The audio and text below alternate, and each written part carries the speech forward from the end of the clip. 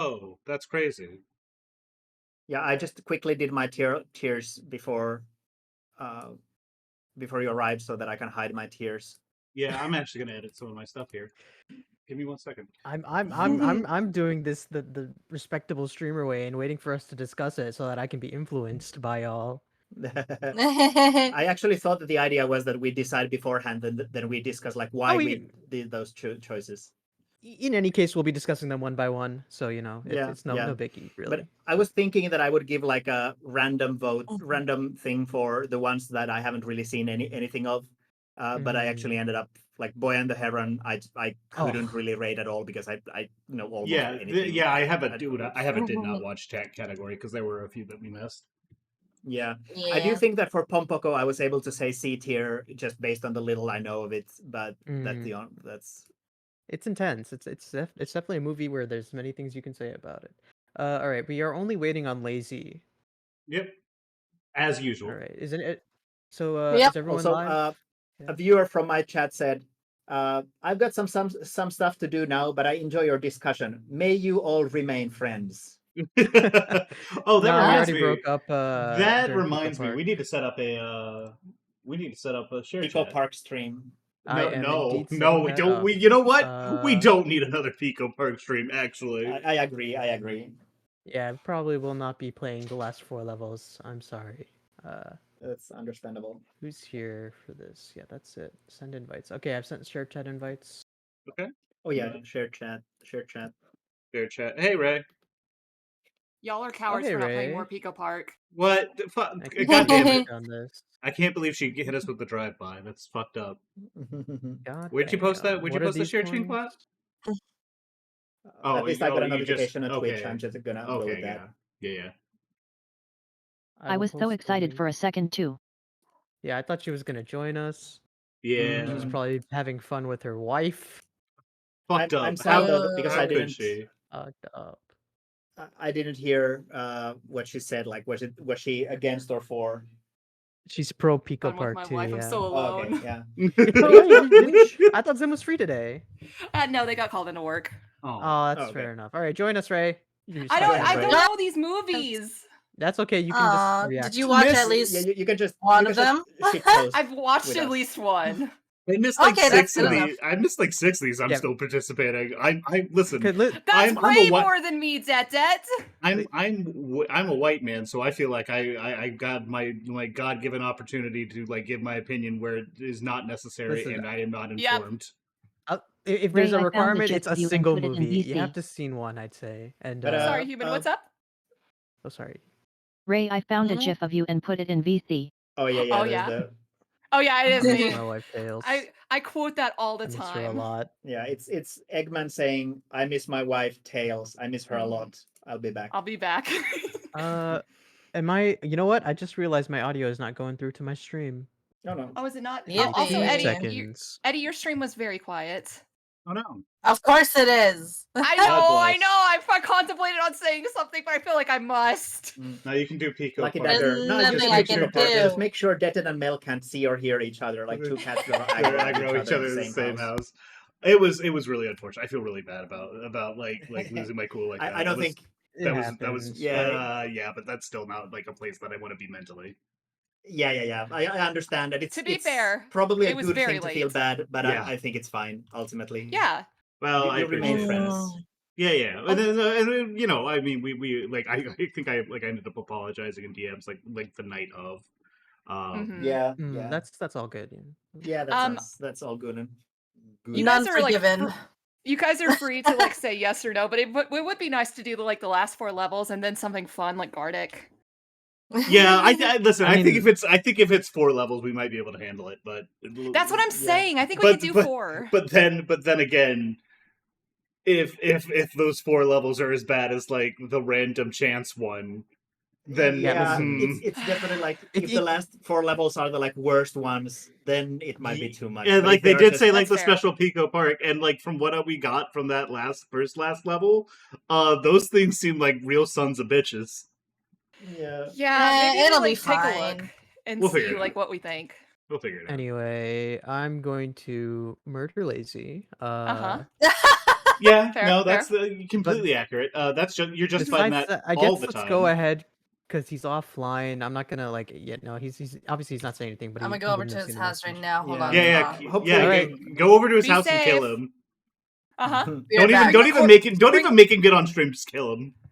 No. Bring the corpse I back got so he you. can be on stream. Oh, like a weekend at It's Bernie's sad. Send type a bread situation. there for Cocomelon, please. Thank you. I need to give food to Fondue, so if anyone is looking at my Okay. stream, you can watch Fondue for a moment. Just a I want to moment. see Fondue. Fondue. I've had your stream up for a while. I've just been lurking. Hi, Fondue. I forgot she's still wearing the cone. Cone of shame. Oh, Father, why? Also, free Himply feet. Oh.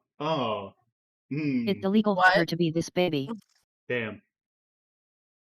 Free Hempley feet? You know what? Maybe I don't want to check. In this Maybe I don't economy? want to check VC. Or maybe I don't want to check out Hempley's stream.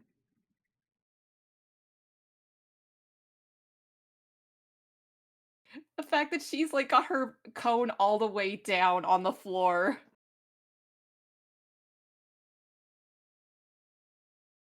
Free naked fondue foot also for Shane Dawson, I guess. Mhm. Oh. Man, I can't Shane find Dawson lazy. mentioned. Oh, is he not? Is he not at his house? No. Oh, Yeah, it was crazy. I knocked really hard. And then his family yelled at me. No, I'm just kidding. Damn. did Your you ask them family's to come like- over? Hmm? What? What? Did you ask them to come over? Okay. No. I got No. myself one mochi. Wow. Machi. Mochi.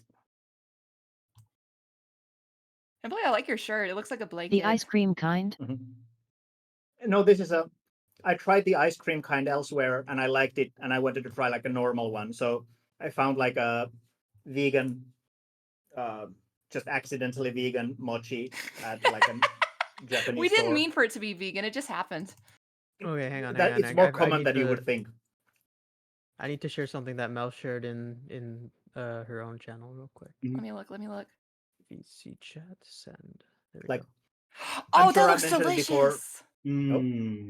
I could see this Pop-Tart. working pretty well. Pop-Tart, Ice cream brown Pop-Tart. sugar, cinnamon. This is Ice cream. dangerous for Eddie though. Like Eddie, this I is need to go like see where she got this actually. That 'cause I sounds. want one of these. this That is looks like, like it two could be of good or Eddie's it might be terrible. This is like two of Eddie's favorite things, and they've just been smashed together. So be careful. It's Mhm. like the Ice cream- two things that I buy whenever I visit that day is ice cream sandwiches and Pop Tarts. That's all you need. Yeah. Okay, hear me out. specifically- I feel Hear like me out. I feel like the worse a Pop Tart, not an ice cream sandwich is, the better. Like if it sticks to your hands and it's terribly gunky, Yeah, like you know, Yeah. that's completely fair. yeah, cheaper is better. Yeah, get it cheap. To be Mm. fair, there's I probably want a no such thing as Pop-Tart. like bad ice cream. Mm-hmm. Like, have you ever had bad ice cream? Yes. Yeah, I feel like Okay, explain. Like when the icy? strawberry ice cream is too artificial. Okay, that's fair. I don't eat strawberry ice cream. yeah, so. I feel like ice cream can be too sweet or like too artificial. Mhm. Or not And I feel creamy like I've enough. also had some Okay, ice fair. creams that are kind of like where the texture is a little bit odd, like grainy or something, and it can be Yes, off-putting. that too. Yeah. Yeah, my brother like takes the ice cream out and like just like doesn't put it back in the freezer, so No, it melts and no, it no, separates. No, And I it's so hate bad. Like that. he does that. So he just does it consistently. So it just sucks because like you can't Yeah. you can't scoop out of it, and the texture is just so much worse. It's inherently. all ruined. I've probably Everything is told this terrible. story Don't never before, do that. but a long time ago, I was at my friend's house, and me and my friend were just at the computer and not helping others at like house tasks, and they got angry or like unhappy, and they tricked us by telling us, "Hey boys, we made you like ice cream balls of ice cream," and it was like vanilla ice cream, and we started eating it, and it tasted like horribly off in some way, and then after we started like voicing out our hypothesis of like why does this ice cream taste so bad, everyone else started laughing and they revealed that they had put like feta cheese in the ice cream. Son of a Ew. bitch. That's interesting. Like I like feta cheese, but it's just not. That's not ice cream, though. That's not what that's Yeah, for. it was a really good prank because with like vanilla Yeah. ice cream, you can't really notice if there's feta cheese mushed up Mhm. in there. I wouldn't know. You just That's can't very tell. strange, It's yeah. impossible. I mean, Mhm. salty ice cream. That ain't too Yeah. bad. I feel like I'm Salty My about ice worst cream is ice cream doesn't delicious. count because it was actually gelato and simply not what I expected. I mean, gelato is That's basically- fair. yeah. Listen, It's interesting. if somebody calls gelato ice cream, that's fine in my book. It's not technically accurate, but like it's the same. It's the same thing, basically. It's like a different execution on a similar concept. But I can definitely see that if you are expecting ice cream and get gelato instead, especially if you are very like sensitive to the texture, it could be off-putting when it's Mhm. like this is not what I was expecting and it feels Oh, off man. in some way. To be fair, biting into anything that is like a different texture than what you're expecting is always going to be a bad time. Oh, that's yeah, true. it's definitely Eddie, now I'm thinking New about that crew gelato. mukbang idea. Feta ice cream taste test. Oh no, God no, no! I'm gonna have to Gross. pass on that. Yeah, based on my past memory, I don't recommend it. Like the way feta feels in your mouth and the saltiness compared with the smoothness of the ice cream, meh. It's like having like chunks of rotten ice cream among the ice cream, Oh, something like Yeah. that. Like it gives that sensation. Yeah, I guess.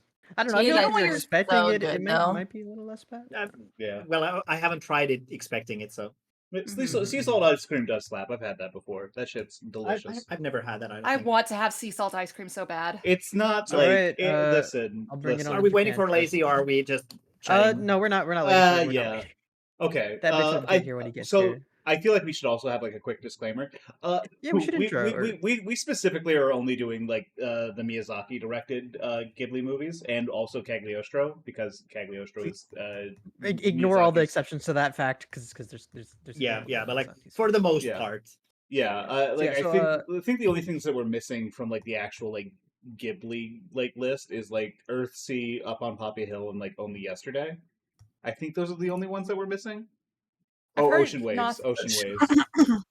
I've heard Earthsea is terrible. Earthsea's not great. Yeah, it's not a good execution on the idea from what I've heard. But yeah, so as an intro in January, I think very end of January, I think it was like Sane and Lazy started planning movie nights. Yeah.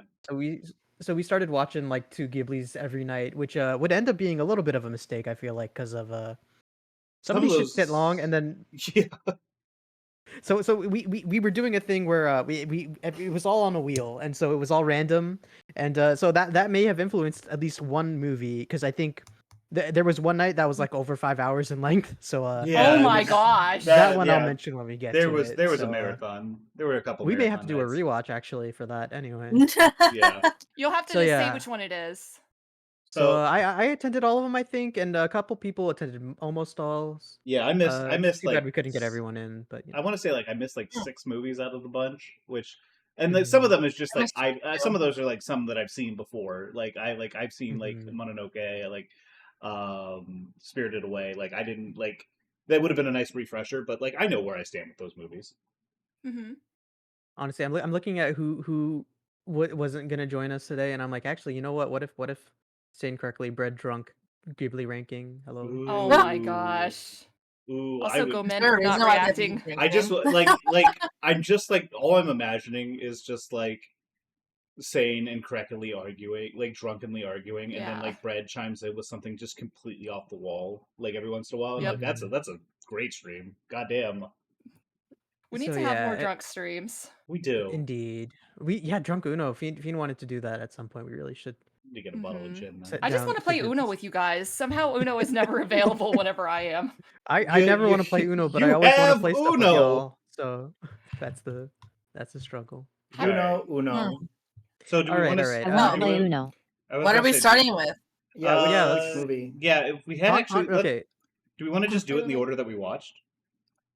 Yeah, actually, let me do we know what the order was? Yeah, I Lazy posted it not too long ago. He's got the list. So not too long ago, the first one was Kiki and Porco that night. So Wow.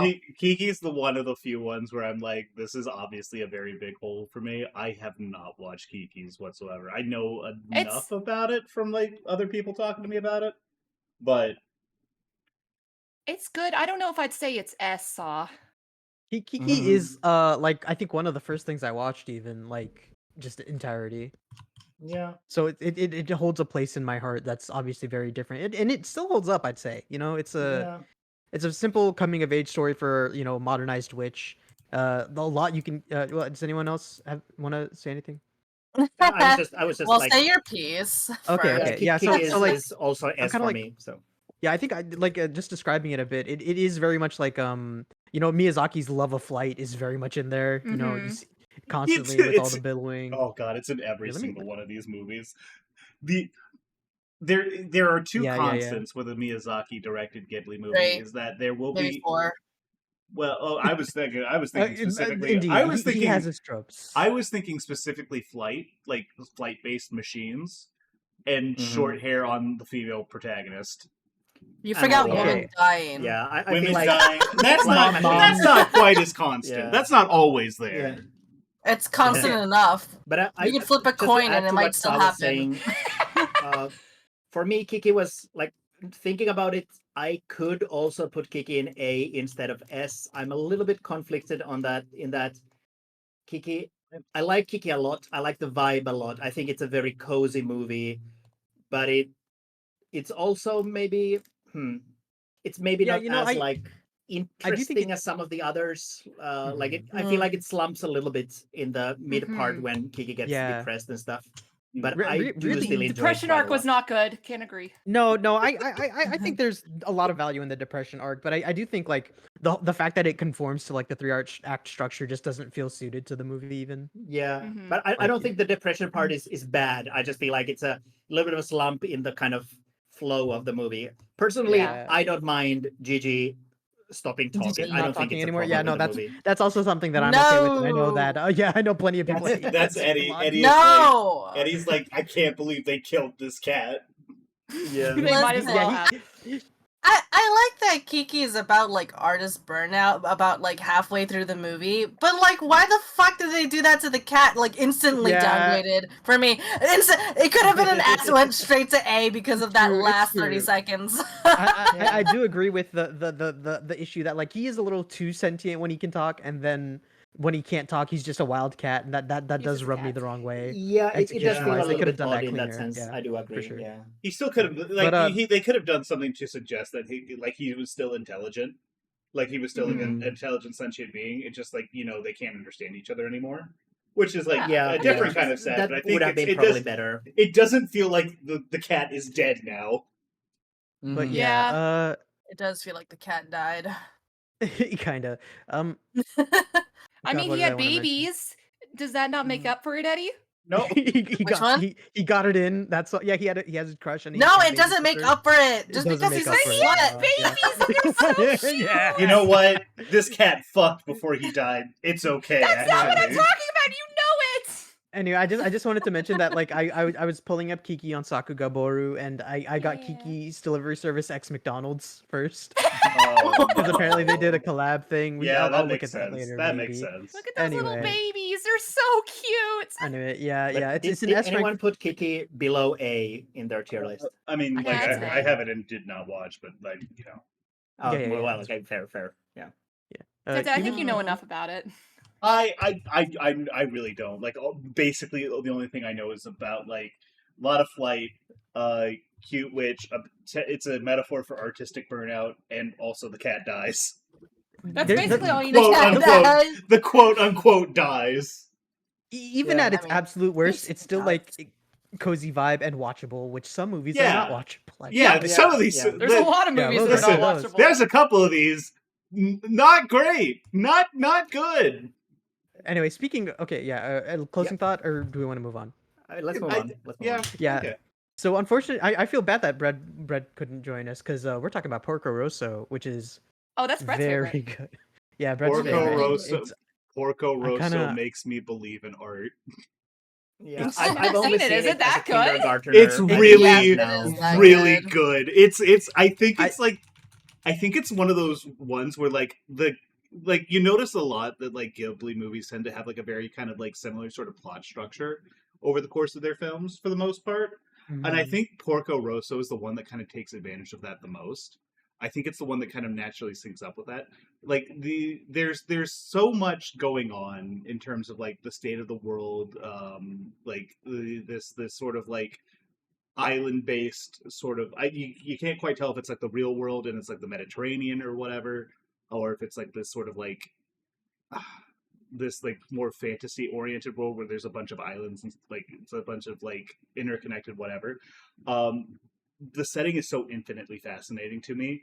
The stuff where they're talking about the political tensions and how that sort of rising fascism, I mean, that's sort of common to a lot of Ghibli works, is like kind of, it's like just in the background enough as like a setting element where it doesn't feel like it overpowers like the emotional plot of what's happening. Porco Rosso may be like one of the best protagonists they've ever done. It's great. It's a damn near perfect movie. Yeah, Porco Rosso has a very distinct tone versus a lot of Ghibli, I feel like. Where it's very like comedic at times, and it has a decent amount of slapstick, and it has like it kind of has like its own tone of like of like obviously a lot of Miyazaki movies are war is bad, but it especially kind of like war is stupid. It really there's like a really, I think it's like the tightest in terms of like how it handles, how do I want to put this?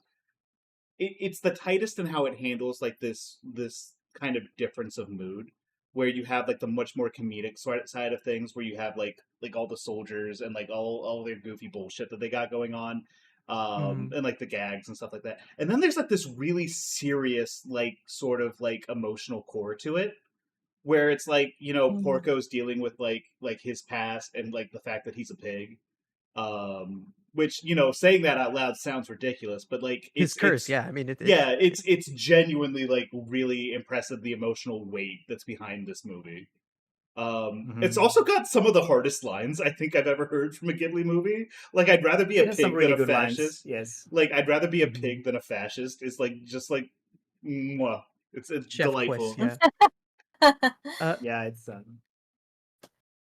yeah. For me, anyone who hasn't, yeah, go ahead. Yeah, like I put it in B, but that is purely because I have seen it, but the only time I've seen it, I was a kindergartner, so I didn't understand anything that was going on, and it seemed like it was a boring movie for a kindergartner. Oh so God. That's pretty much the only reason it's so low for me. So Yeah, honestly, the mismatch capitalization kind of worked for that one. So be it. Yeah. But yeah, I think I'll close if anyone has anything else they want to say about Porco. I like it. I'll just move it off my tier list actually, because clearly I should fair, see it fair. instead of putting it at tier B. It's up That's to you. totally fine. Yeah. But yeah, say closing thoughts. I'm interested. Yeah, no, I just think if anyone like if anyone hasn't ever like vibed with the Ghibli, I think like the intro scene of Porco Rosso is like very like it sets a really strong tone. Like it's a good time. Especially it's like I think of like obviously Ghibli dubs I think are done by Disney, so they're pretty good generally. They're really good. But Porco Rosso's is especially like I love the dub a lot for Porco. Oh, 100%. I'm still really solid. I'm still aghast that you watched all of these as dubs. I mean, listen, I've seen most of them subbed beforehand anyway, but yeah, it is my preference to do. Yeah, sub. I listened to or watched time. most of these movies muted because I have such a strong reaction to dubs. I just hate most of the music time and art. You monster. Yeah, See, I enjoy the music and art, but I don't enjoy the voices when they are in language I can understand. So. Hemply, the thing is that when I'm watching like anime, if there's subs on the screen, then I pay too much attention to that, and I want to look at the pretty art. Yeah, I completely understand, but it's just like I have a personal problem with dubs, so it's just I like to make a joke of it being a problem of other people, but yeah, it's a me problem for sure. Like real talk. I used to be much more. I used to be much more like into like subs versus dubs. But like I think in like the recent years, I think in like the last like decade especially, the average quality of a dub has like really risen over the like last It couple really of has. years. I don't think that you're like there are some dubs like especially back in like the early 2000s and like the late 90s where like it's just basically unwatchable. Like there's just Yes. such baffling decisions that are being made. And like the quality of the performance is not necessarily super high. But like more modern dubs, like the average level has like risen to a point where like I don't think there's a whole lot of like difference when it comes to the quality of like experience if it's subbed or dubbed. I think functionally the argument's kind of defunct. It depends, I think. I'm not going to say I that will like say- there's not like a quality delta every once in a while, but I think on average, Yeah, it's, I don't it's think not. it's necessarily always just the quality of the dub. It's just kind of the vibe I get from hearing English when I'm expecting something else. Like I think it's kind of just a strong preference for a specific kind of experience. It's kind of like you know that thing where when they have done like studies where they give people like meals of food and then they give the exact same meal of food except they've used like food coloring to change the steak to be blue instead of steak colored or the milk to be red instead of milk colored and there's been like research finding that actually changes how the food tastes even though the like fundamental experience is still the same because it's just food coloring and I feel like obviously this is an exaggeration but I feel slightly similar with dubs where it's kind of like this is technically the same thing. Like it's not bad, but I just get a reaction from it. Oh yeah. No, listen, I'm gonna take the other stance here, where I think that like I don't think there's anything inherently wrong with obviously a different language voicing, but I do think like quality wise it just doesn't hold up generally. Like obviously again with Ghibli, Disney's investing like the time and effort, like they have voice direction. Almost every Most Ghibli dub dubs is fantastic. do not have that. I think direction is necessary. I just think so. Yeah, it's tough to do a good localization in general. Oh, localization is its own kind of thing. I do think Yeah. localization. But I think it kind of it can help and it into can a hurt, similar you know? pool of like difficulty. Yeah, no, for sure, for sure. Yeah, there's definitely but okay. the conversation. What's there. next? Anyways, next What's is next? The Ray wanted to Boy say and one the thing, I think? Heron. Oh yeah, sorry. Oh, it's yeah, not so- important. No, Okay, please go yes, ahead. I just wanted to say, looking over all of our weeks, and I'm like, man, week 2 sucked ass, didn't it? Huh? It was. Wait, was The Boy and the Heron bad? It I was have not. It, like It was negative. divisive. I understand. I'm not yeah, for I think Heron. divisive is like the thing. Like I can see a world in which like somebody would like really appreciate this movie, but like there. Is it the actual next movie we're going to talk about? Yes. Boy Boy and the Heron Heron is is our next next. Boy and the Heron is. It's a mixed bag, to be certain. I think that there are some things in the Boy and the Heron that I really liked. There are like some of the stuff with like the fisherwoman and like the main character. I can't remember his name off the top of my head. The boy. Yeah, no, I Edward think Cullen? Well, no. Edward, no. That he was the crane. He was the heron. Yeah, this is one of the reasons why I really enjoyed like the dubs because like I will say that like some of the performances in this one were all right. The one thing that I have absolutely no complaints about is Robert Pattinson's performance as like the heron. Yes. That man throws his whole fucking pussy into whatever he's doing. It's really incredible. He does. He's so cool. He was great. He did a really good job. Yeah. Human, I like that. Boy and the Heron, I think I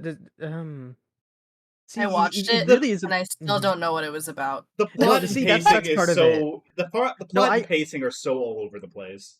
The only context in which like watching the like trying to understand the story works is like in a meta context of this is Miyazaki saying like you fucked up at his kid. You think so? That's my opinion, at least. The thing about The Boy and the Heron, I have like a huge issue with, is that it's like I was watching the movie and all I could see was like a bunch of themes that I really liked that happened in other Ghibli movies. Exactly. Yeah, there's that too. And it just kind of made me miss like the other Ghibli movies instead. Like I didn't feel like anything was particularly unique about this one. Yeah, Boy and the Heron is for the most part kind of it's just a mishmash of other Ghiblis in my opinion. Like Um, knowing Yeah. it's kind of disappointing talking about it or this early because it really kind of deserves to go last. yeah. Right. Well, So I think one of the things about The Boy and the Heron, I think thematically for me, oh, what it really landed as is like this is a movie that's like this is almost like an apology from like Miyazaki to his son and saying like you don't mhm, have to do what I do for me to like for you to have value or whatever. mhm. At least that's kind of what I took away from like sort of how the thing ended or whatever. Which I think thematically is like really nice, and I think it's like really good. I just don't think you had to take that message and make a movie out of it. Yeah, that's Mhm. fair. Can I You just could have just say, talked to your son. Yeah, Yeah, I feel just like for yeah, go ahead. I suspect I haven't seen Boy and Heron. I missed it, but I have a distinct feeling that I would probably have an okay time with it, Yeah. even if I didn't understand anything that was going on. Like I have a faint hunch that I might come out of the movie feeling like that was Ghibli, Yeah, No, can no, we and take I had an okay Emily, time. I think you would be bothered by I can think of like at least Okay, kind okay. of Well, your I need to perspective. see it so that I I do can. think you should watch it, yeah, because um, Yeah. it has a strong point and I think but mostly it's weak. I feel I like as think a yeah, Okay. like story. at the So bare minimum, like it's like one of those things where it's like the scenes still look good. I mean, like you look at it and it's oh, still Ghibli on absolutely. screen. Like the animation's There's gorgeous, but like it's just like so like that's really like the most enjoyment that you're going to be getting out of this is like if you're just watching the scenes and going like wow pretty. Yeah, well, Oh yeah, for that's the kind of visuals. why I felt that I probably might kind of like my hunch was that I would just enjoy it because even if I oh, didn't understand what's going on, uh, I could it does see look pretty. just I the cannot nice lie. sides being enough. But yeah, obviously, I hard And to say there is a without little seeing bit it. of slapstick here and there that I do enjoy. And to be clear to anyone in the chat, I'm like we're not judging anyone who's like enjoying. Sorry, I'm very jaded, so I'm a negative person, and I'm not judging anyone who enjoyed. Oh, what did I do? What? No, everything's muted. the volume's on. Oh no, but Huh? so the Sakuga Boru's all there's no audio with any of these. Oh, I could have swore that like you were flipping between it, and I was hearing like the You voice. you might have heard something, but I I can't be also do certain have what like that 8 was. streams open that have like Yeah. I'm sorry. 1% volume. Don't sweat it though. Yeah. It's all So good. yeah, Yeah. I ain't gonna judge anyone who like has a contradictory opinion or like if Yeah, for just sure, enjoying I something for is sure. am. We're fine. not here. And if you like hard disagree with like some of my like I wouldn't call it analysis, but like if you hard disagree like with like part of my like review of the movie, by all means like have strong opinions and like talk about it because Mhm. I'm interested into Yeah, other perspectives. Weak or a that saw. is Anyway, that's Anyone kind who of my that's a fair disagrees point. with my objectively correct opinion nah is going straight to hell. Can I nah just yeah say no, that yeah go ahead. human posted her tier list and it literally is just like, okay, this is fine. Not a big fan. Boy in the Heron is its own separate tier. Yeah. It's Yeah, so I think I'm okay. gonna Yeah, put I below should D. rank it. Yeah, I'm sorry. It's like I think I I'm need gonna to. put it in like didn't hate it. Like it's not like there are worse Ghibli movies, I think. But like I don't just think that there's like anything that's like crazy coming out of this. I think it performs perfunctorily as a Ghibli movie and it's got a very kind Mm. of like serious tone for the most part. mhm. Like there's obviously like occasional gags, but I think out of all the movies, I think it's one of the more serious. I think it's like kind of on the side of like Mononoke or like um Earthsea a little Don't you bit where it's or not don't Earthsea, you but dare like say Grave of not the Nausicaa. Fireflies. Nausicaa. No, yeah, Grave of the Fireflies, that's all. That's like the most serious. This is like Mm-hmm. somewhere like just ahead of like Mononoke or like Nausicaa, in my opinion, in Mm-hmm. terms of But how yeah, like the serious the tone of the movie, I guess. yeah. Personally, I put this at the bottom, and I'm gonna say do not watch. But obviously, I did just recommend Hempley to watch it because anyone I want to know But it's this a is. But little for bit the of most different part, context. for the most part, I just don't think it's really necessary as a Mm-hmm. where Yeah. so much I stuff is. don't have You know? any desire to rewatch this. Yeah. Nah, yeah, and you Yeah, shouldn't. I don't think. Yeah. I think one and done is good for this. I It's think too bad Lazy isn't here. He has strong opinions on this. wow. Rip In what Lazy. direction? That's a shame. I think he kind of got like caught up on the whole I don't the think Lazy mom liked it sister very stuff. much. Yeah, he did not like it. But Okay. most of it seemed like centered on like the mom sister stuff, which I don't know. Mm-hmm. Yeah, It's there was some that kind of stuff going is on like there. okay as far as because it's like wartime. I don't know. Okay. He can talk about it when he gets here. Yeah. I'm What's staring at you because I next? haven't seen it and I'm wondering what the hell you're talking The about. Mon sister stuff could be so many different things. So many Yeah, of them. Ray, The Mom clearly we Sister need to stuff- watch it. The mom-sister stuff is fine because it's in war times. Saw, what does that mean? We'll talk about it when Lazy gets here. Yeah, Ray, let's organize a watch together with you, me and Zim, just to kind of fill this hole in our knowledge. Listen, I've been wanting to anyway, and Zim loves Ghibli, so they would adore that. Okay, that might be a good idea. What's next on the docket? Yes, next is when Marnie was there. Yeah, baby. Now we get to the real So shit. don't you just hate it? Don't you just hate it when you meet a cute girl during your summer vacation, and then you find out that she's your grandma, and you suddenly like you can't date her because she's a specter from the past, and also your she's grandma like imprinting her husband on you. Yeah. So like what a so strange. This one was like. I think it was like whatever. Like I think the actual plot was like it was fine. It wasn't anything like particularly special. And like I think the animation was like it was fine. I think this is like very Ghibli. I don't think there was anything particularly special about it from that perspective. Backgrounds wise, like there are some top notch backgrounds. Okay, yeah, there's some really good. Yeah, and then there's all those. That's not fair, Saw. You can't just say it looks good. That house. I do not like this movie whatsoever. I'm gonna give no. I'm saying you can't say that because all of this looks good. It's Ghibli, of course it does. Even relatively, I would say when Marnie was there has some really good looks. That's fair. I am being relative here. I take it back. Thinking about it more, I do agree. Like I'm thinking about the house that like the relatives own that like she moved into, and I'm like that kind of probably bumps it up on a point on its own. That place looked incredible. Yeah, I want that in VR chat, you know. But like I just can't get over how like you got queer baited with your grandma. Like it's just so like there's nothing else in this movie besides that in my brain. Yeah, if anyone's been looking at my feed, I am going through like the Sakugaboras for these movies. So, you know, you can just so many lesbians got burned by the previews. I wouldn't blame them. I thought these women were gay. I was getting queer baited. I was losing a chest to a dog. Yeah, I was like, I only saw trailers of Marnie, and if you hadn't just now told me the gist of it, I definitely would have assumed that it was like my guess would have been that it was like two girls being into each other, but then because it's a Ghibli movie, it's left kind of ambiguous, and they don't really they are not shown as falling in love with each other, but clearly it was like completely different. It's so weird. These are super queer. Yeah, let your girl talk. The thing is about when Marnie was there is that the plot twist of it being like her grandma, but like the grandma isn't like looking at the main character like it's another girl or like it's her granddaughter. She's looking through the vision of like that's eventually like her future husband. It is romantic. The main character takes the spot of like an actual romantic partner. So it is a romance story, but between a grandma and her granddaughter. Like what if none of them know what's going on. It's just so like I think conceptually it's just so fucked because like if you knew it was gonna be grandma and like your grandkid or whatever, it was like a relationship with your family or whatever. Because like the whole movie is about like not feeling wanted or accepted where you are. Yeah, and, like, looking to find as an overarching. Like I think that's like I don't think I hate like the theming compared with like and like having that matchup with like your granddaughter like it's like a reconnection or whatever.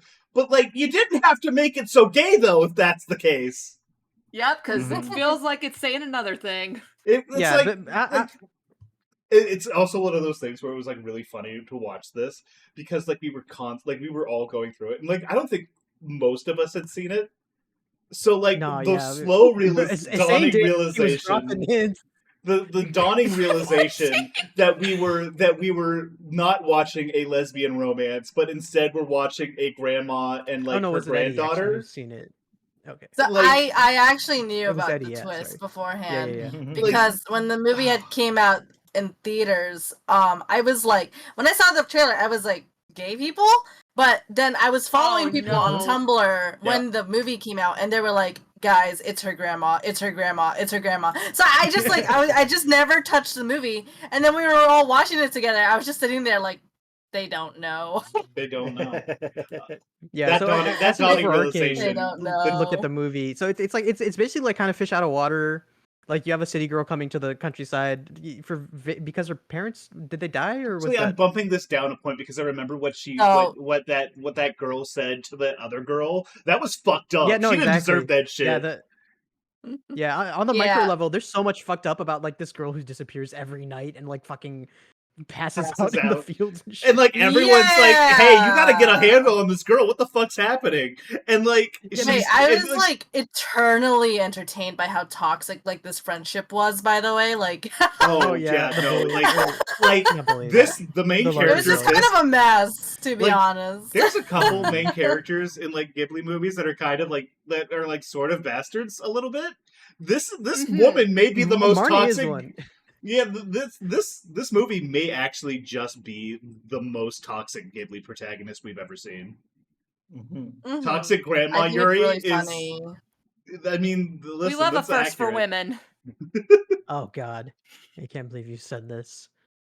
Yeah, so I'm Alright. bumping that down Okay. to Yeah, let me. because like Yeah, we- I'm there ranking was that at. there was don't this watch. girl who was just like, "Hey, I'd really like to meet you. Like, are you new here?" And Be like she friends was with being you. befriend, and then she like called her like a fat pig or whatever, and then just like ran away. And I'm like, "What the fuck?" No, And okay, they and never then the girl. apologized. I make friends. The girl talks shit back, which I'm like, yeah, good. Like Good. back and forth. Yeah. That's fair. So Mhm. so it's like Marnie does suck, but like in the movie, Her name's not it even plays with that a Marty. little I bit. think it's like a Western name, but Or I don't whatever like fucking Marnie's name the is. grandma. What's the main character name? I don't even remember. It's something. It's like a Western name because Anyway, she's like half like Chris she's like or something. half white or something. Okay. What's All All right, yeah. Does anyone else have anything to say before we move on? Just real quick. I love the Okay, houses. yeah. So yeah, House is The good. houses I'm glad I itself missed rank this. it up for me. Yeah, I would watch this shit show again. Just so So we that have a background kind of art. interesting pair in the third week, which is The Cat Returns, and then the next movie I'll Oh. save. That's a surprise. So wait, The Cat this is a week that I which missed. one are we talking about right now? We are talking about The The Cat Cat Returns, which is a Okay. side story of gosh, which one is this a side story of? Is it Whisper of the here Heart. on this Yes. list? The Cat Returns. Yeah, I've No, Wait, it's Oh, not. you know what? I added it afterwards, and then I did save. I think if you refresh it, might work out okay. No, if you don't, because we No. have our Oh own yeah, no, it's on there. It's on there. No, it's on okay. there. Now it's there. Okay. Yeah. Is Okay. it? Okay. Oh, Because okay. I've seen The Cat Returns, but I haven't seen Whisper of the Heart. Okay, so I can Yeah. actually give this a rating. I didn't really care for that movie super much. Cat Returns? Actually, I take it back. I did see like the first like 10 minutes of it, and then I had to run. There was something going on where I had I'm to dead. take care. I think it's tier C for me or tier B, something like that. Yeah, I'm not a strong fan of it. There's a lot going on. There's a lot of slapstick. It has like- fun moments. Like what is? Yeah, what's the I plot? kind of think don't it care was for the just kind of setting. cohesive in a way. Yeah. Is it just kind of like a yeah. The nutcracker Cat plot? Returns is like a sequel, right? Kind of. Yeah, I've heard it's a the spin-off side is the quill kind term. of. Yeah, because To what? so yeah, it's like the story of like specific of the cat statue. Kind of. Listen, it's The cat It's statue? odd. Wait, from what? from Whisper of the Heart. Oh, Yeah. well, that's something that I missed. Whoops. Yeah, but yeah, I saw Cat Returns like 10 years ago, and my main memory of it was just kind of like it was kind of chaotic and kind of incohesive, but as usual, it had some like nice sights, and I do kind of the way the girl transforms into a cat over the course of the movie was kind of cutely done. Like it was an Not body interesting way horror. of doing a red Yeah, no, I felt body horror personally a little bit, transformation. but that's I fair. feel like that sounds kind of scary. Yeah. And Wait, probably She's become like a full cat at the end. Yeah, to me, it just kind of felt like it was kind of neat how it was done as kind of her slowly going through the stages. And I feel like they did a good job of kind of portraying her without it feeling like too creepy in a way, or like looking too like uncanny. But yeah, Ooh. honestly, the most damning thing is I Others just seem don't to have much to disagree say on me about this. with me on this. I remember It's just all I don't know. remember from like the first 10 minutes is like this is like this girl's airheaded. This girl seems like a neat protagonist. Like I think she's like an interesting protagonist in terms of like just like my initial read on her. She seemed like kind of refreshing. Like she didn't seem like very like I don't know. Ghibli protagonists tend to have like a thing that they're really good at, and then they tend to be pretty like normal people for the most part. This girl kind of didn't seem like she had her shit together. No, she Yeah, starts Ghibli movies strong tend to have because very capable protagonists. she starts strong, but then like most of the movie is her being pushed around, kind of. Oh, Yeah, It like really Yay, lacks thank towards. I as don't it goes remember on. almost anything of the like actual character moments from the movie, but Nah, I do seem yeah. to recall that she was kind of a damseled a bunch. yeah. Mad I'm not terribly King, blah surprised by blah blah. how that the direction turns out. Yeah. It's a shame, but So really, like I don't have that much It's to say even in the about this because icon that we are using for the tier list. I can't believe how wrong y'all are about Boy and the Heron. Listen, You know, Barry, you're invited if you want to come Yeah, in. yeah. Barry, If you want jump to in pop here. if you want to pop in on this, go ahead. Share opinions. You want Share to throw opinions. hands? Yeah, Barry, thank Barry you for the jumps sub, in by the with a gun. Thanks for the sub. Thank you for the sub, Barry. 38 months, dang. Dang. Why yeah. why I why know. did Chatty tell me that 38 months is many months? Oh, that's Barry's sub message, so I don't know Yeah, how that's that very. Oh, converted okay, over it's to a Oh, the yeah, sub it goes message. across Okay, all okay. of I was them. like, what? Yeah. Why are all you But thank yeah, you I me get for subbing to Eddie? Why we always thank people that support our Yeah, we're homies. Yeah, always- we do this. we are in This shared is the chat. I thing. can't It's see kind who of you our subbed thing. to. Thank you for the head pats. Thank you. Thank you for the head pat. Yeah. I But yeah, remember I when feel like Crickley was mad about that, and then I guess it's fine It now. just it never stopped being funny. yeah. Mhm. Just one more thing about the Cat Returns is that out of all of these movies, apart from maybe Pompoko, it feels like the least Ghibli out of all of them. It Mhm. feels the most like a anime action flick made Yeah. by some other Yes. team, Yeah. which is Pompoko? not a positive in this case. Nah. Or Yeah, Cat I'm sure if Cube Returns. were here, she would have many opinions, but she's not. So yay, we can Oh, we should go invite on Cube to the I- like group chat sometime. yeah. Yeah. Anyway, so Apparently, Cube didn't Pompoko, end up we'll having just a have to day settle off. for her. So. We'll just have to settle for her roommate. I'll Uh-huh. kill Ray Um, later. Okay, what's next? We're preserving Which one is Pompoko. Okay, Pompoko so is the documentary about Tanukis that talks about, and then it devolves a bit because it goes from forest life to society to waging war on humans to eventually Oh. integrating with them. Oh, wait, it's so sick. much. Wait a second. Based? What is happening? No, just Wait, like yeah, okay, just, wait. Did just y'all not see Pompoko? I did We not. did No, not yeah, watch a little bit of Pompoko. I did not. Gosh, I've seen a I little bit didn't of see it it. with you guys. Oh my god, No, Sog, 'cause the only one who sees Pompoko. I mean, listen, I was here ready to like be a little bit of a negative Nancy because I think for the most part people enjoyed it, even though it is a bit messy. But I am kind of more in the vein of like it's a little too long and a little too dragged Yeah, on. no, And it's no. I only straightforward came kind in. of plot wise. I only came in for Yeah, like 30 minutes, and I felt like I was there for 2 hours. Yeah, I feel like it does have its funny moments. I can't lie. Yeah. yeah, for me, Pompoko is like I haven't seen it and I've seen only bits of it, and I feel like I'm just completely unable to separate the movie from the like flying using your testicles part. Yeah. Yeah, So that is it's- very much the joke. like It comes I up know a that lot. it's part of the like Tanukis. folklore. Like I understand where it's coming from. It's just so difficult for me to ignore that part that it kind of poisons a lot of it. I think it's like pretty common Weird. to have like for most mythologies to have like some sort of like weird genital based like creature at Oh some yeah, for time. sure. Yes. Like I've been reading know- about Nordic penises. mythology, and there's a lot of that in Oh there. yeah, as and well. like I know Yup. Greeks have like Priapus or whatever, who's like his whole thing Mhm. is he's a god with a giant dick. That's like his thing. Mhm. Yeah. It's it's definitely a listen. thing. It's just having like a children's movie vibed movie with that element being explicit. Like it just yeah. Well, it's different just cultures. Like in It's Japan, just that's strange. funny. Yeah, Like that So, could yeah, be funny I- for kids. like I'm thinking I don't about gotta like say- necessarily disagree that it's like I'm not saying that it's not funny. It's just bizarre in a way that I have difficulty dealing with. My thing with this movie is that again, I have not seen all of it. I've only seen a little bit, but it it was so like lighthearted and cute. And then like there's one part where they like drive it like a bulldozer off a cliff, and then they cut to the news the next day, and they're like 8 people have died, and then they're like Yeah, no, they go to celebrating. war. The Yeah. Tanukis go to war. Yeah, no, it's a little uncomfortable. And then they're No, like, those phase. humans deserve It's to die. environmentalism. Yeah. You know what? I Yeah, know, but fuck like it. it's so childish Yeah. otherwise. Yeah. So I do think it's kind of like, what if Over the Hedge was a little more self-serious? Yes, it did feel like that. Yeah. That this super like this is what I imagine the Tengu and or the like what's going on in like Dead and Dragons Oh, to what? be What's like. going on? Oh yeah, with the environmentalism, like it goes Yeah, like, yeah. we killed those guys.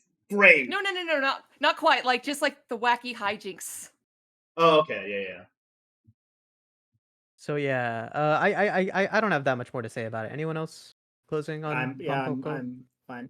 I have nothing. Quickly, Yeah. because there's discussion in chat about like myths having bizarre stuff in them. I just quickly mentioned the thing that I read recently of Thor crossing a river and a giant pissing in the river enough to make it flood, and that being like the danger Thor is in, and it's just like it's a very Thor Mythos. drowns. These things happen in Thor myths. almost drowning in piss is like a very like I feel like that's very peak like Nordic drinking story. Yeah. Like this is a bunch of guys who were like getting pissed around like a bar, and we're just like, yeah, this fucking giant. And he pissed so hard that Thor almost drowned. And it's like he that's survives canon by now. grabbing to a twig of a rowan tree, and because of that, rowans are cool trees because they saved Thor's life from the piss flood. Exactly. The piss. Okay, yeah, let's move on. Sorry, I just Yeah. No, So the next Anyway. week started with Grave of the Fireflies. Oh yeah, that was Yay! So we're going from Tanuki War to World War II. One thing that I do want to talk about though is that I missed this one. Can we watch it again? No. I don't want to. I could watch it again. I can would watch it struggle. again. It's a lot, man. This is a movie I you can missed only parts like of it, watch though, so once. So that's partially why I'm saying this. I was doing a little bit of research into this, like the night of. This is actually like a movie that was paired into double feature with Totoro when it was released. Oh my gosh! And they Yeah, specifically did it. yeah. And they specifically did it like I think it was like Grave of the Fireflies and then Totoro, because like the way it worked out for test audiences is like if you watch Totoro first, you would just leave when Grave of the Fireflies comes on, or like sorry, it's the other way around. Like if you watch Grave of the Fireflies, you would just leave. I think I might need to fact check that real quick, but it was like they streamed it in a certain order. So, or like they broadcast, they filmed, they presented it. Bro, look up your sources. What the fuck? Yeah, Quote this correctly. give me 2 seconds here. Let me open up another Why are you taking guesses and fumbling over here? I think this is what it said. I'm pretty sure it could be backwards. Let other people talk while you fact check. Obviously, this is yeah. Just this that story that I was telling like immediately reminds me of the kind of Watership Down being marketed with like cute rabbits on the cover of the VHS, and parents like buying it for their kids, thinking it's like a cute animal movie, and then it's rabbits. Oh, that movie's killing each rough. Yeah, so I feel like so many people have heard so many things about this movie, and you know it's fair, and you know finally having watched it, I do think it like I think a thing that goes around is this movie isn't actually about war really, but you know obviously there's some of that and there's some I agree with that and I disagree with that in ways. Wasn't there like a thing I at least hadn't heard it before where the person writing the original story this was based on or making the movie or something was kind of sharing their guilt over their like actual live events because they couldn't save their like sibling. Yeah, there's a lot of meta text here. Yeah, I do think it's so much of this movie is about like these siblings being failed like by the people around them. Like obviously the situation is so dire, and it makes sense. Like even like who is like probably the biggest antagonist of like the aunt who is kind of short shrifting them.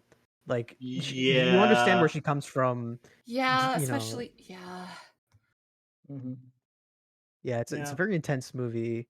I Mhm. can't recommend watching it more than once. It's I Yeah, watch it the one no, time. no. I'm good. I I can't. do feel like for me, I have slight effect of like I've heard for years that this is like a super rough movie that will make you cry, and I feel like I got the kind of hype effect on that a little bit, where I only saw the latter like third of the movie, so I missed a lot, which could explain this. But it kind of felt like I was expecting it to be more like a More punching you in the sad. face. More Yeah, like I was Yeah. upsetting. expecting it to be I more agree. sad. Like at the end when the little brother uh or wait, little sister, Middle sister. Yes, little sister. But little both sister died. die is the I was thing. kind of Yeah.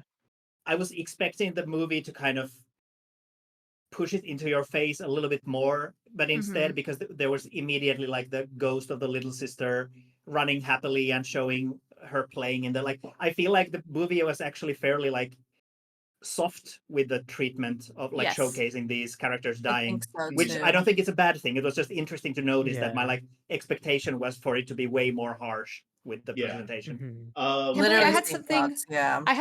I had something very similar happen in that I watched Barefoot Gen before this, and Oh, that was yeah. way sadder. Yeah. Oh yeah, Lucky So, Dagger mentioned Barefoot again. I haven't even yeah. heard of that. Okay, so It's way more graphic. I did look Mhm. this up. Most of the times, Grave of the Fireflies was screened first because, like if they would just watch Totoro, they would just like leave because like they don't want to watch like the sad movie. They wanted to watch the happy one. Yeah. So you would often get the case where it was broadcast first.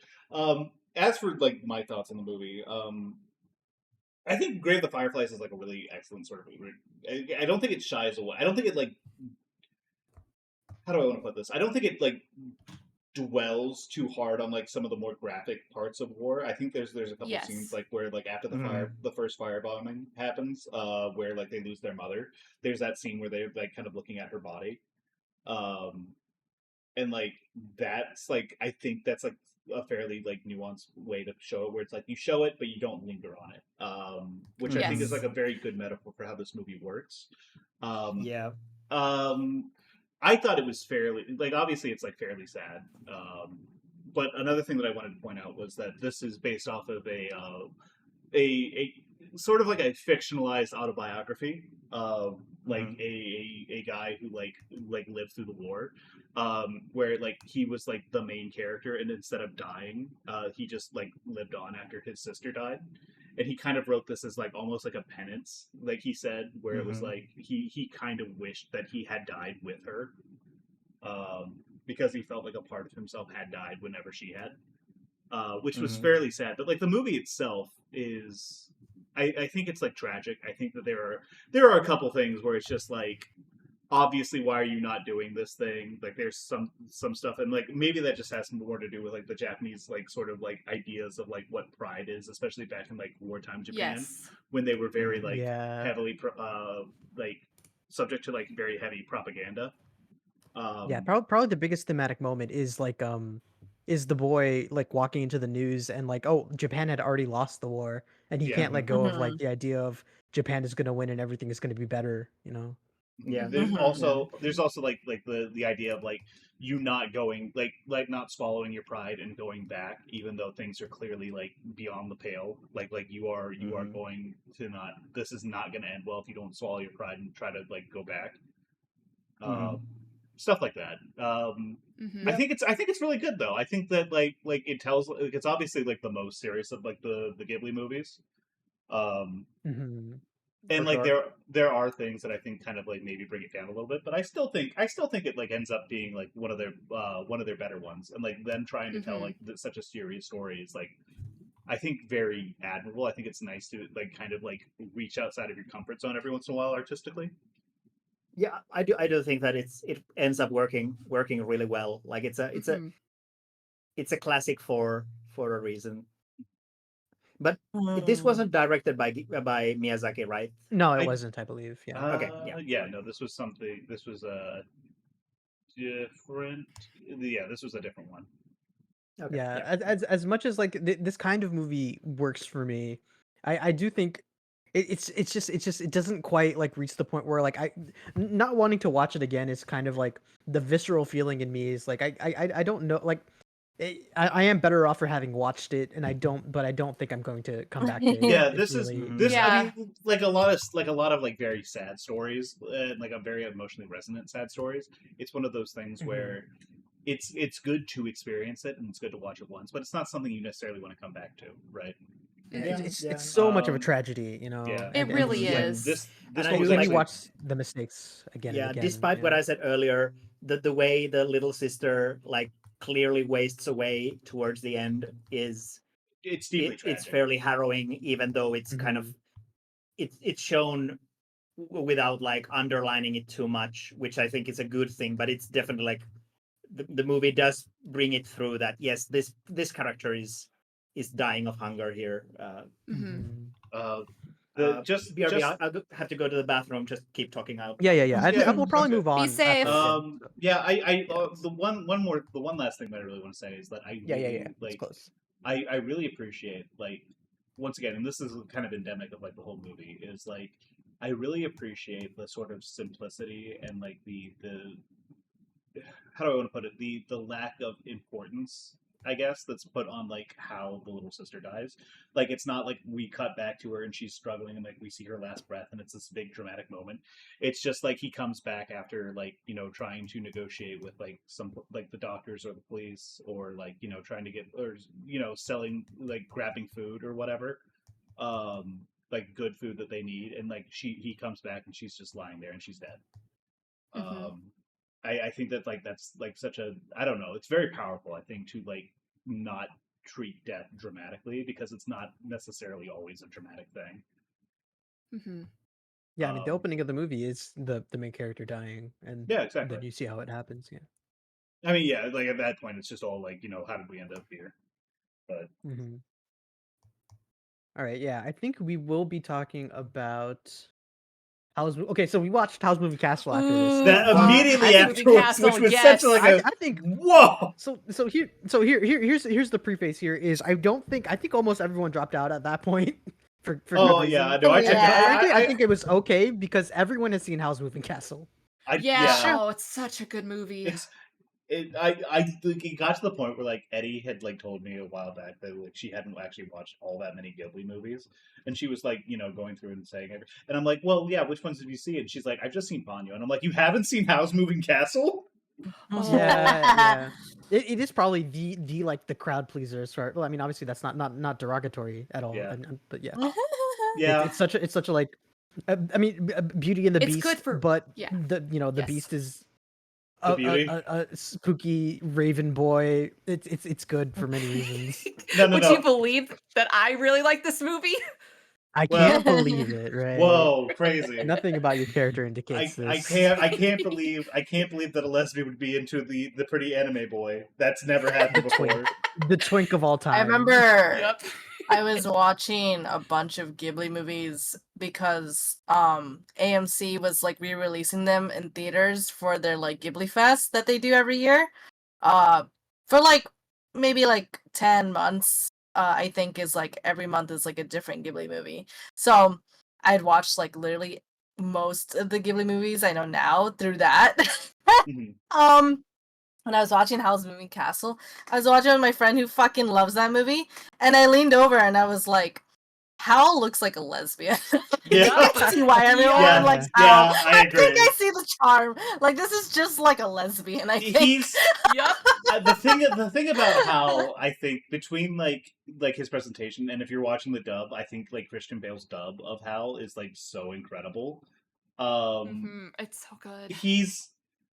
It's kind of impossible to watch that movie and not kind of fall in love with Howl a little bit, which is the point. Yay. It's really good. I like there's so many like, I think this movie kind of has everything. It has like some of the most incredible sakuga that like Ghibli's ever put out. I think a lot about like some of like that scene where like some of the flames are coming back out or whatever. Yeah, fire effects in this movie are really fire Yes, they're effects so in the movie good. are just incredible. And like Let- like some of the yeah. more subtle stuff, like God, what's her Sophie, like Oh, wait, like actually, I have to open slowly that again. becoming like like as her mental self-image sort of improves, like her like genuinely becoming younger without noticing it, and like you slowly start to like see that as like the audience. It's just it's so good. It's so good. It's so good. It's so good. They put so much love into this movie. Oh Yeah. Like, Saw, do you have that one clip of the like overly detailed background? What? Hang on. Which one are you thinking? Because I mean that gets quite a It's like bit. Hal's bedroom, I think. And then if you Ah, read yes. the book, There's so much going on in it. Why did they do Definitely a that? must It's watch. amazing. yeah, there's so much. Because he's a See if I minimalist, can obviously. find it real quick. Obviously. Yeah, no, they really put so much work into the backgrounds, and Mhm.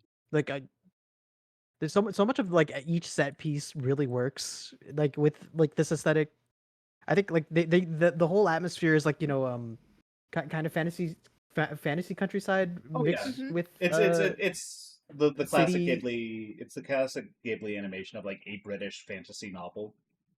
Mhm. Mhm. Yeah, it's actually really interesting in like contrast with the novel, because the novel's a bit more complicated, or quite a bit more complicated even. Yeah. Uh, and they really wrangle it into like a very very coherent like story. Like I thought it wouldn't hold up actually on rewatch, but no, like it maybe it culminates a little too quick right at the climax. I feel like where's Temple? I know that he's read the book as well. I think Yeah. I I could be think wrong, No, but no, I no. I think he remember has. him talking about that. I Yeah. think that the like this is also like a very interesting movie, Look just at in all terms that of like food. I think Yeah, like in the Let's sort of see like that the one. wider arc of like Ghibli as a studio, I think it's super interesting because it's directly contrasted with like Tales from Earthsea, which is also like an Mhm. adaptation of a very similar sort of like British fantasy novel. Fantasy, Um medieval kind of. and like the failure of adaptation in that one versus the complete and utter success of adaptation in this one, where they're both doing things where they're taking elements from multiple books. They're kind of smashing some stuff together. They're like putting some plot lines from like other things into other things and kind of rearranging stuff. And it like the success of this versus like the failure of Earthsea, I think is like super interesting to look at, especially when you like you're also looking at the fact that like Miyazaki's son is the one who directed Earthsea. Um, I don't know. There's a lot you can kind of get into, but obviously like Earthsea's not on this list, and we didn't actually watch it, so Yeah. there's only so much. Who Hey, here? Vaughn, Hi, Pawn. Happy early birthday. happy birthday. Happy Thank early birthday, you. Oh Pawn. God! Hi, Just Pon. I scream. forgot to make you not bald. Wahoo happy birthday. Oh, no, don't say that. No, Pawn's normal on my end. Don't Pawn's normal. unbald the pawn. I don't Sorry. remember who I Unball told the this. pawn. I don't remember who I told this to, but I remember saying that Pawn Bald looks like a like a shaved carrot. Oh no! What? Pawn? Oh no! Not a kid. What carrot? Like when you skin a carrot to like you peel it. Oh, awful. I don't know where you're getting this metaphor from. I don't Happy birthday, understand. Pon! He's just so Happy smooth birthday, and also Pawn. angular. Happy birthday, Pawn. Concerning. Thank you. Happy birthday, Pawn. What a way with words, Ray. What a way to paint pictures with your mouth. Just to, I hate that description. Thanks. Back, Yeah, I where talk are like we? about I like how. Howl's moving Yeah. cast.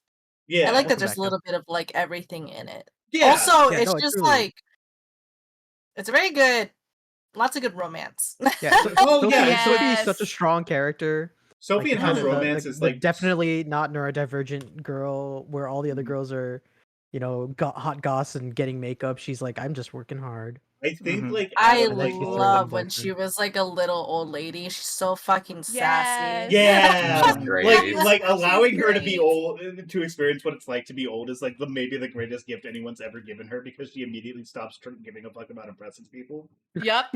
It's so Yeah, good. It's really I really delightful. like Howl's Moving Castle. I think it's Yeah. like it's kind of incoherent in a way. It's not the best narrative as like a whole, Listen, but I it think holds it has up, a I lot of think. like fun stuff to it that makes it like I feel like it has You read the book, similarities right? to a bunch of other Ghibli movies in that it's not like a very cohesive whole, but I Mhm. like it anyway because it has pretty sights, cool characters, fun moments, even if the I everything think- doesn't come together like super well.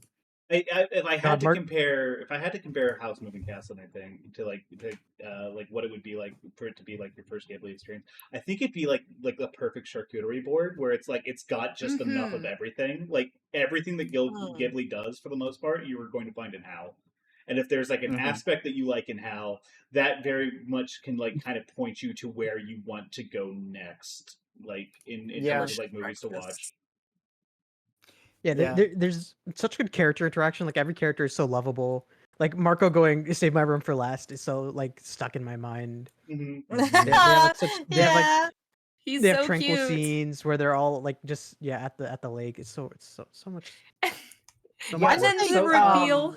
the reveal that the scarecrow is actually the prince. It's like, what? Yeah, Yeah. I like that the scarecrow is like, "Please, Sophie, I'm so in love with you. Please, God damn it!" And he's like, "Sorry, Hal, I'm already." And she doesn't even notice him. It's so good. It's Yeah, like but it's like Lucky rough. Dagger, It's rough, Lucky Dagger buddy. is mentioning about the author of the book, and I just want to quickly mention that I actually read the book just earlier this year, and it's the book and the movie are super duper different. Like if it was supposed to be like an adaptation, it would be a really bad adaptation, but as like a completely different thing that was just vaguely inspired by the book, I think it works pretty well. Like they're so different from each other that I don't think they're really comparable.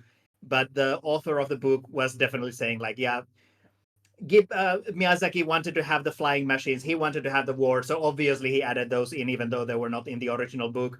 But apparently she did like have a good time with the movie, even though it wasn't like a very faithful version of her book. Well, like I mean, Miyazaki is always going to want of you to insert war and airplanes. I need war for airplanes.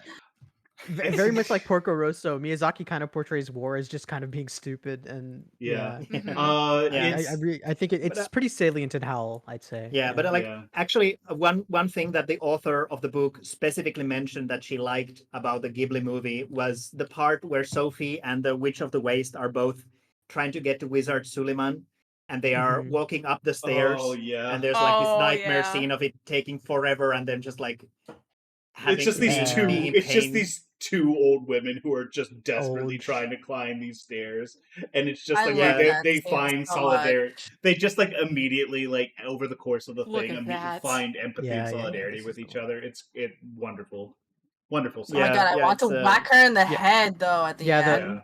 It is very interesting to mesh like the Beauty and the Beast and Ghibli protag girl who's very very like active and. And once again, it's like the last second short female protagonist haircut coming in at the very last minute. But like as just a silly example of how much the book and the movie differ from each other, like in the book, Suleiman was a wizard who just died. Like it's told very early on that he died even before the book even began. While in the movie, she's like this grandma wizard kind of. She's essentially the ruling power in like the country. She's like and not quite manipulating the king, but I mean she's in charge. The shadow. I like the movie's Suleiman a lot. I think she's a super cool character, but I really wonder what kind of like writing process they went through to be like, there's this wizard who died elsewhere before the book even began. Well, let's turn her into this like cool maybe not manipulating, but like calculating grandma. She's fairly manipulative. I think. Yeah, the movie very much like converts, not converts, but like the book. To be a coherent movie, it's very different. Like it conforms it to a different like structure for sure, fundamentally. Yeah, I can't really fault it for being different. Like I don't think usually making a straight adaptation is a bad idea. So like as mentioned, like as an adaptation, it would be not a very good adaptation, but I think it's a good movie as its own thing, just inspired by the book. And in that light, I like both of them quite a bit. Yeah, totally. All right, let's see. Yeah. Next is Haney's so good. Yeah, next is Arrietty. Yes. The Hidden World of Arrietty. It's in my B tier. Arietti. Boy, huh? Which didn't hate Tell it me or about the Arietti. I enjoyed it a little more than I think other people here. Arietti is a visually pretty impressive piece. It's fun if you like the idea of like big household objects, small people next to them. If you're looking at it for like a coherent plot or coherent character motivations or like good I don't think character it's too work. complicated. I don't think you're gonna be. You might want to look elsewhere. I do think the third act is so shoehorned. It's just the most random, which is not good. out of Endings are nowhere important, some bullshit that you've ever seen. Yeah, and it's just like every character is constantly like incredibly stupid.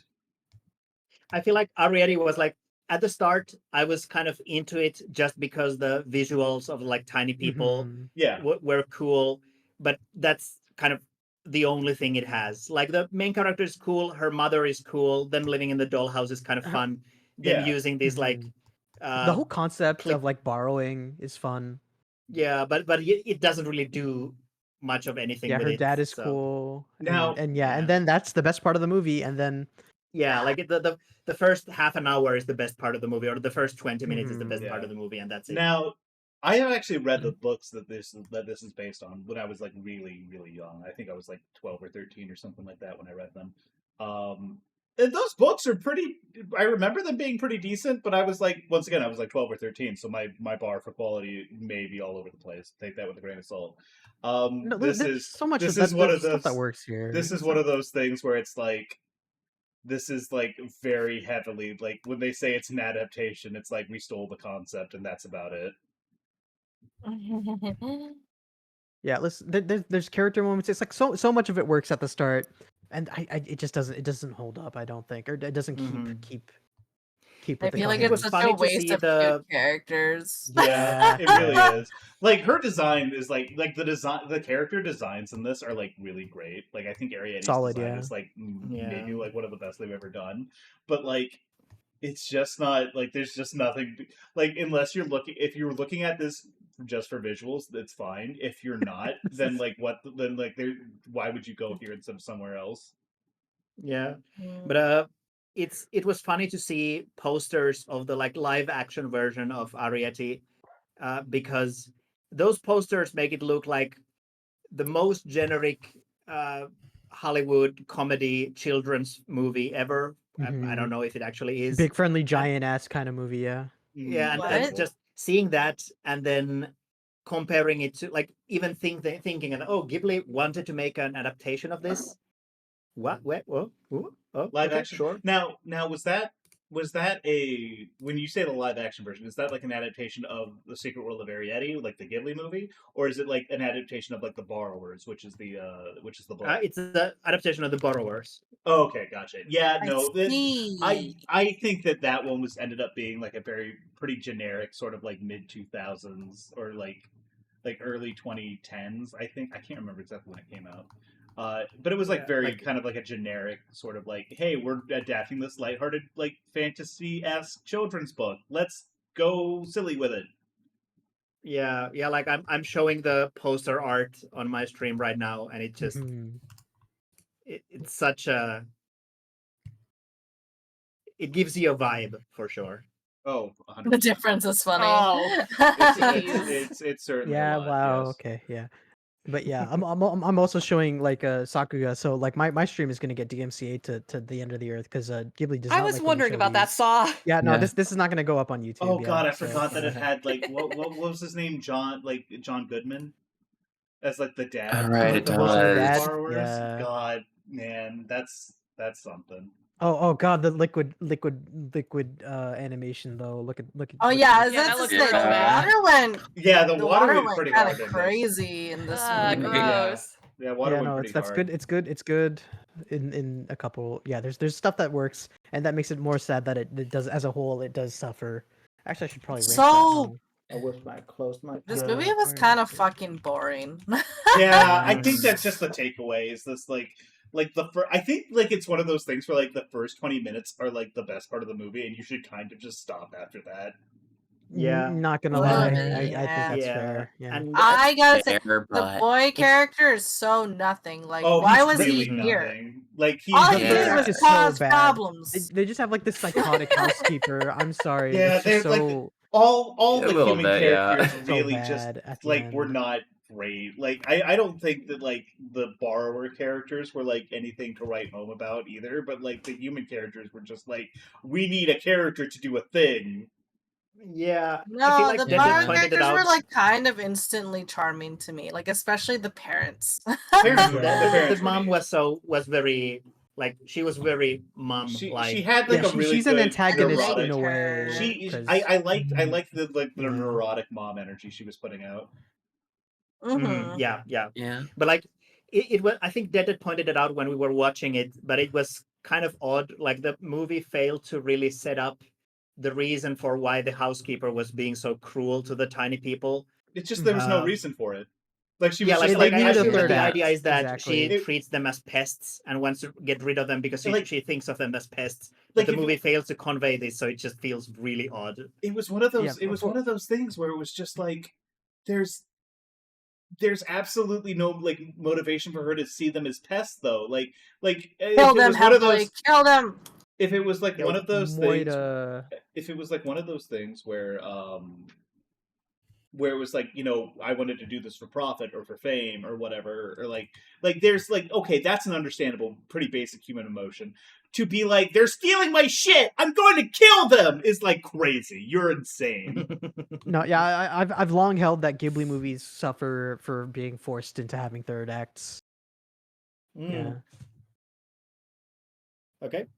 Is there more? Yeah. All right. for All right. Ariady or- Yeah. You know, like I can see why someone would like it. It just starts strong and suffers, and then Yeah, another yeah. one. I think how long is Ariety? Because I don't think it's that long, but I do think we kind of dropped off. And I thought it the was next so one was long, in Spirited my Away. opinion. Yeah. It was too long, but I assume it's like Y- one and a yeah. half. Yeah, it was It, like it was No, one it and a was half, okay. but that is too long. Yeah. it was Yeah. definitely. I It was loved definitely. the background art, the clutter, so the good. tiny, There's the stuff way that that works, they yeah. use Yeah. like the tiny stuff to make furniture. Okay, And I yeah. also really like the movie poster. So this is going in my tier, but don't look at me Yeah. if I have a poster of the Arietti movie, okay? Honestly, Yeah, I think understand. I that- completely No, Like- that's understand. completely fair, Like, Eddie. You are the- valid. The one. Okay, so that actually like Extremely brings up valid. that actually brings up something that I wanted to mention. So like obviously like the bits where it was like hey, look at all this like cool mechanical stuff, look at all these like tiny things that are like Rube Goldberg together into like different machines, is obviously like super cool. I was so frustrated that I strains could belief so never much. never Yeah. tell how large the followers were supposed to be, because like Oh they would yeah, it was so constantly inconsistent. they would constantly either they have like the biggest matches in the world, or like these borrowers are growing and shrinking as they go through the house. Like I didn't there was personally really no mind that, but I understand what you mean. like Yeah. I understand. I get that it's supposed to be more of a thing where it's just like it doesn't work otherwise. Please like let go of your suspension. Please like suspend your disbelief. It was Yeah. just so constant that I'm like, I this understand, is, yeah. It's But, a pet peeve, but actually- it's something I wanted to mention. Yeah, but also related to the machinery and stuff, I feel like I would be completely content watching a full movie that is nothing but just like someone inventing cool ways in which like miniature people would Exactly. like Yeah, handle if their it- life, like just being only about this, like this is how these people live, this is how they create elevators and stuff like that, kind of If- showing the mechanical stuff and how they solve problems would be perfect for me. I love that kind of stuff. If the Mhm, movie were I agree. literally nothing but that, I think it would go up like 2 or 3 points, like 2 or 3 tiers for Absolutely. me. Yeah, can't for sure, lie. for sure. Yeah. Anyway, so What's yeah, next? Spirited Away. Yes. Spirited Away. Another one everyone has seen. Everyone Yes, and their Yep. mother. this And this it's is a good one one. that Yes. this is the one that I didn't watch with everyone else, but I mean I've obviously seen Spirited Away. Yeah. Yeah, of course. Spirited Away is like just the most incredibly charming like little adventure through fantasy Japan that you've ever seen. It's Not you putting effortlessly. it in a saw. It is the Ghibli movie, I feel like. It is, you yeah, can't- it you can't talk is. about Ghibli I, without It it. Totoro is more the Ghibli movie, but Spirited Away is a good second. I think No, I haven't talked Totoro, about, like, Totoro my- is the Japanese Ghibli movie. Spirited Away is the American Ghibli movie. Yep. I can see that. That's Yes. probably fair. Fair. But I'm torn between. I'm gonna be the odd one out here. For me, Spirited Away is a tier B movie. So okay, no, I did put it at A, not F, because as much as I do like it, personally, yeah. You know what? I One funny thing. I really like Spirited Away, but it's not in my like I fucking love and I would die for this movie. You know? Yeah, exactly. Yeah, that movie is coming up soon. Yeah, I think I adore it's it quite a bit, honestly. I think that there's just like I don't think that it's one of those things where like I don't know if I have like flaws for Spirited Away. It's just that like I mean, yeah. I just don't think that it doesn't have like that special thing that makes me want to put it at like makes me believe in art. I think it's like what incredible. it is? It's probably the characters. The characters are very flat. The characters do I tend to be feel like- pretty flat. Like they feel very distant in a way. Yes, that's exactly it. They're not characters who go through arcs, more like characters that represent something. And like there's there's a lot of Japanese mythos going on, and there's if you asked me what Sin's personality was, I could not tell you. Yeah. I feel But like I if there's feel like, anything that falls flat for Spirited Away for most people, it might just be some of the Haku stuff. The Haku stuff isn't bad. I don't actually hate the Haku. I don't actually It has really its hate the pro Haku. and I con, don't I'd think say. it's any means, but I think it's probably the weakest in terms of just like characterization related stuff. And I'm saying this as someone who loves this movie. Yeah. I feel like the Faceless is the coolest character in the movie, but for me, No Face is great. I have, a problem I have with Spirited Away, which is slightly affected by me seeing it in theaters when I was way too young and like screaming throughout most of the movie. Like I had nightmares after Spirited Away. Yes, that's completely fair. I feel like it's yeah, go ahead. For most of the time, it's kind of miserable in the way. Like the what is her name? Sen is the like worker name, and then Chihiro. Like for most of the movie, she's like just like going from one very unpleasant experience to another, and she's like constantly very threatened and scared, which I think is interesting, but it does make the experience more kind of harrowing in a way. Like it's only after she deals with the Faceless and they leave with the train. I think that's the turning point when the movie allows itself to become more like serene and happy. It's but before that, there, it's like constant threat after threat. Stress. And, This it's girl is stressed. It's a stress movie at the beginning. Also, I want to go ahead and just take the opportunity to kind of like I know this is kind of out of nowhere. There's this post that had gone around a really long time ago, and I don't know how many people like actually saw the correction on this. There was a post a while back where it was like, oh, this movie's about like the sex industry in Japan because he's doing the fucking offering the gold or whatever. That's fucking bullshit. That is absolute. There's it's not that there's nothing about this lens that you can apply, but it's forced. I wouldn't. It's so like this is it's one of those. It's a very classic situation where it's like you're fucking reaching so goddamn hard to try to like make this movie that's like very kind of lighthearted about something that's very dark. Well, it has a start. Anyways, I wanted to mention that my first experience with a lot of these movies is like watching them in Pakistan because it's like the only thing that had like English at all. It was all because it's all subtitled. So like my first two movies I saw were Spirited Away and Princess Mononoke, and those gave me hella nightmares.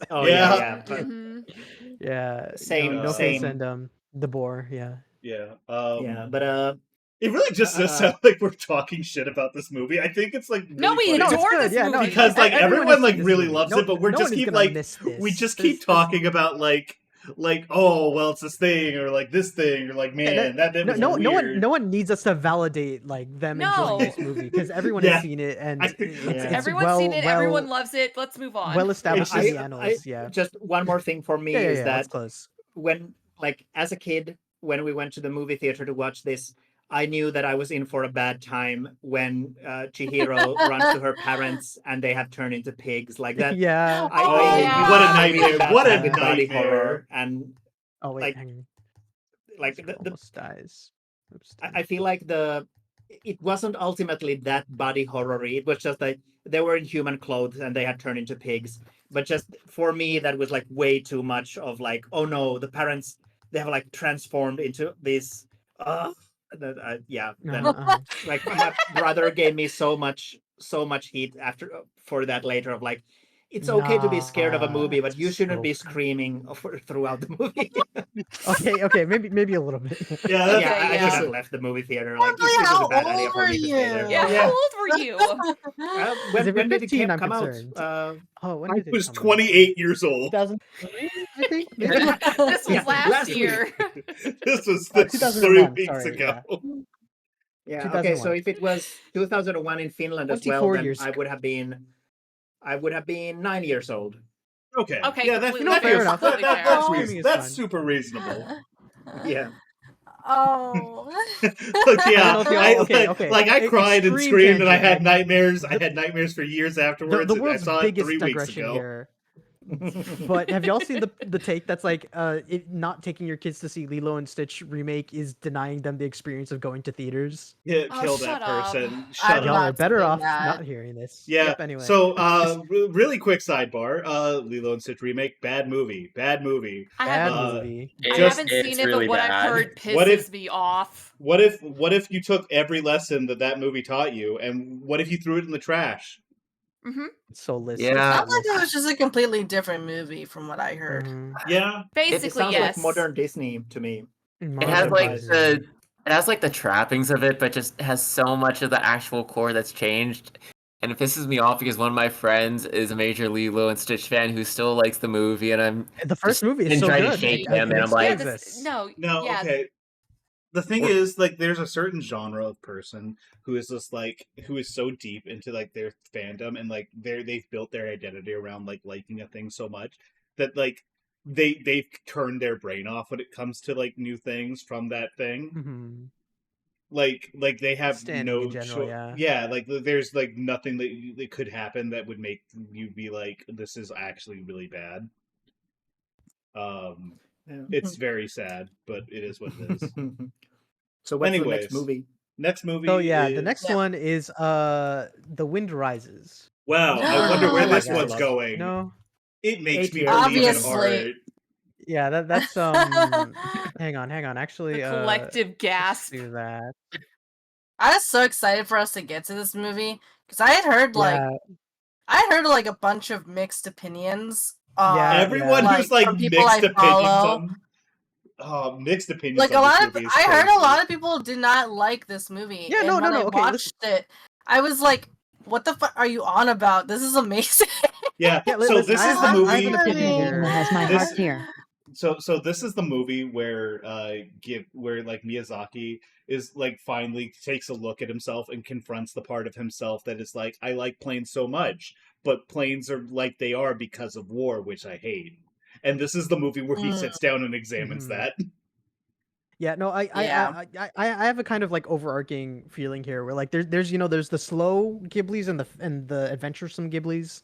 And like a lot of people, I feel like people generally love the adventure ones, Spirited Away, Princess Mononoke, and like Totoro and stuff. I think obviously everyone loves Totoro, but I do think it's like it's at a lesser rung of like popularity just because it is like a meandering, like a slow movie. This is the best. yeah, It's a I think romance Wind Rises- movie. It's the most romantic romance movie. This is Wind like Rises is so good. yeah. It's my favorite Ghibli Like- by no small amount.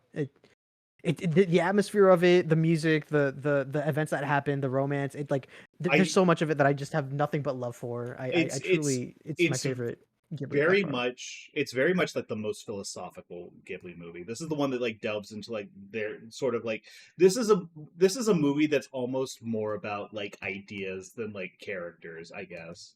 Where like or how characters are like working their way through these ideas. It's a somber movie. It does very much. it has character work with Jiro and his boyfriend who gets married to a girl and Yeah. Anyway, Yeah, and then then he gets married to a girl, and like that's actually like very Yeah. sweet. I it feel like- is wartime, so there's things about that make sense. IMO. Wind Rises is the Ghibli movie that has come to closest to making me cry. So it It's gets so some points good. Oh from yeah, me no, I for that. definitely teared. Oh, Teared up towards the fucking end. good. I fucking Um, love the movie. Just- Everyone needs to watch this movie if you haven't. Just seen like it. like the final and if you have scene, seen it, watch it again anyway. Yeah. so spoilers for the ending of this, which is not something I'm going to be doing for basically any of these, but I like this is such like a special experience. Like tune out for like 10 seconds otherwise. Like the final scene where like he's in that dreamscape and he's talking with his mentor and they just sit down and they're like, these things that we create are going to be used to kill people, but we like, and it's these things that like are truly like are going to be used for evil things, but we can't stop ourselves from creating it. We can't let that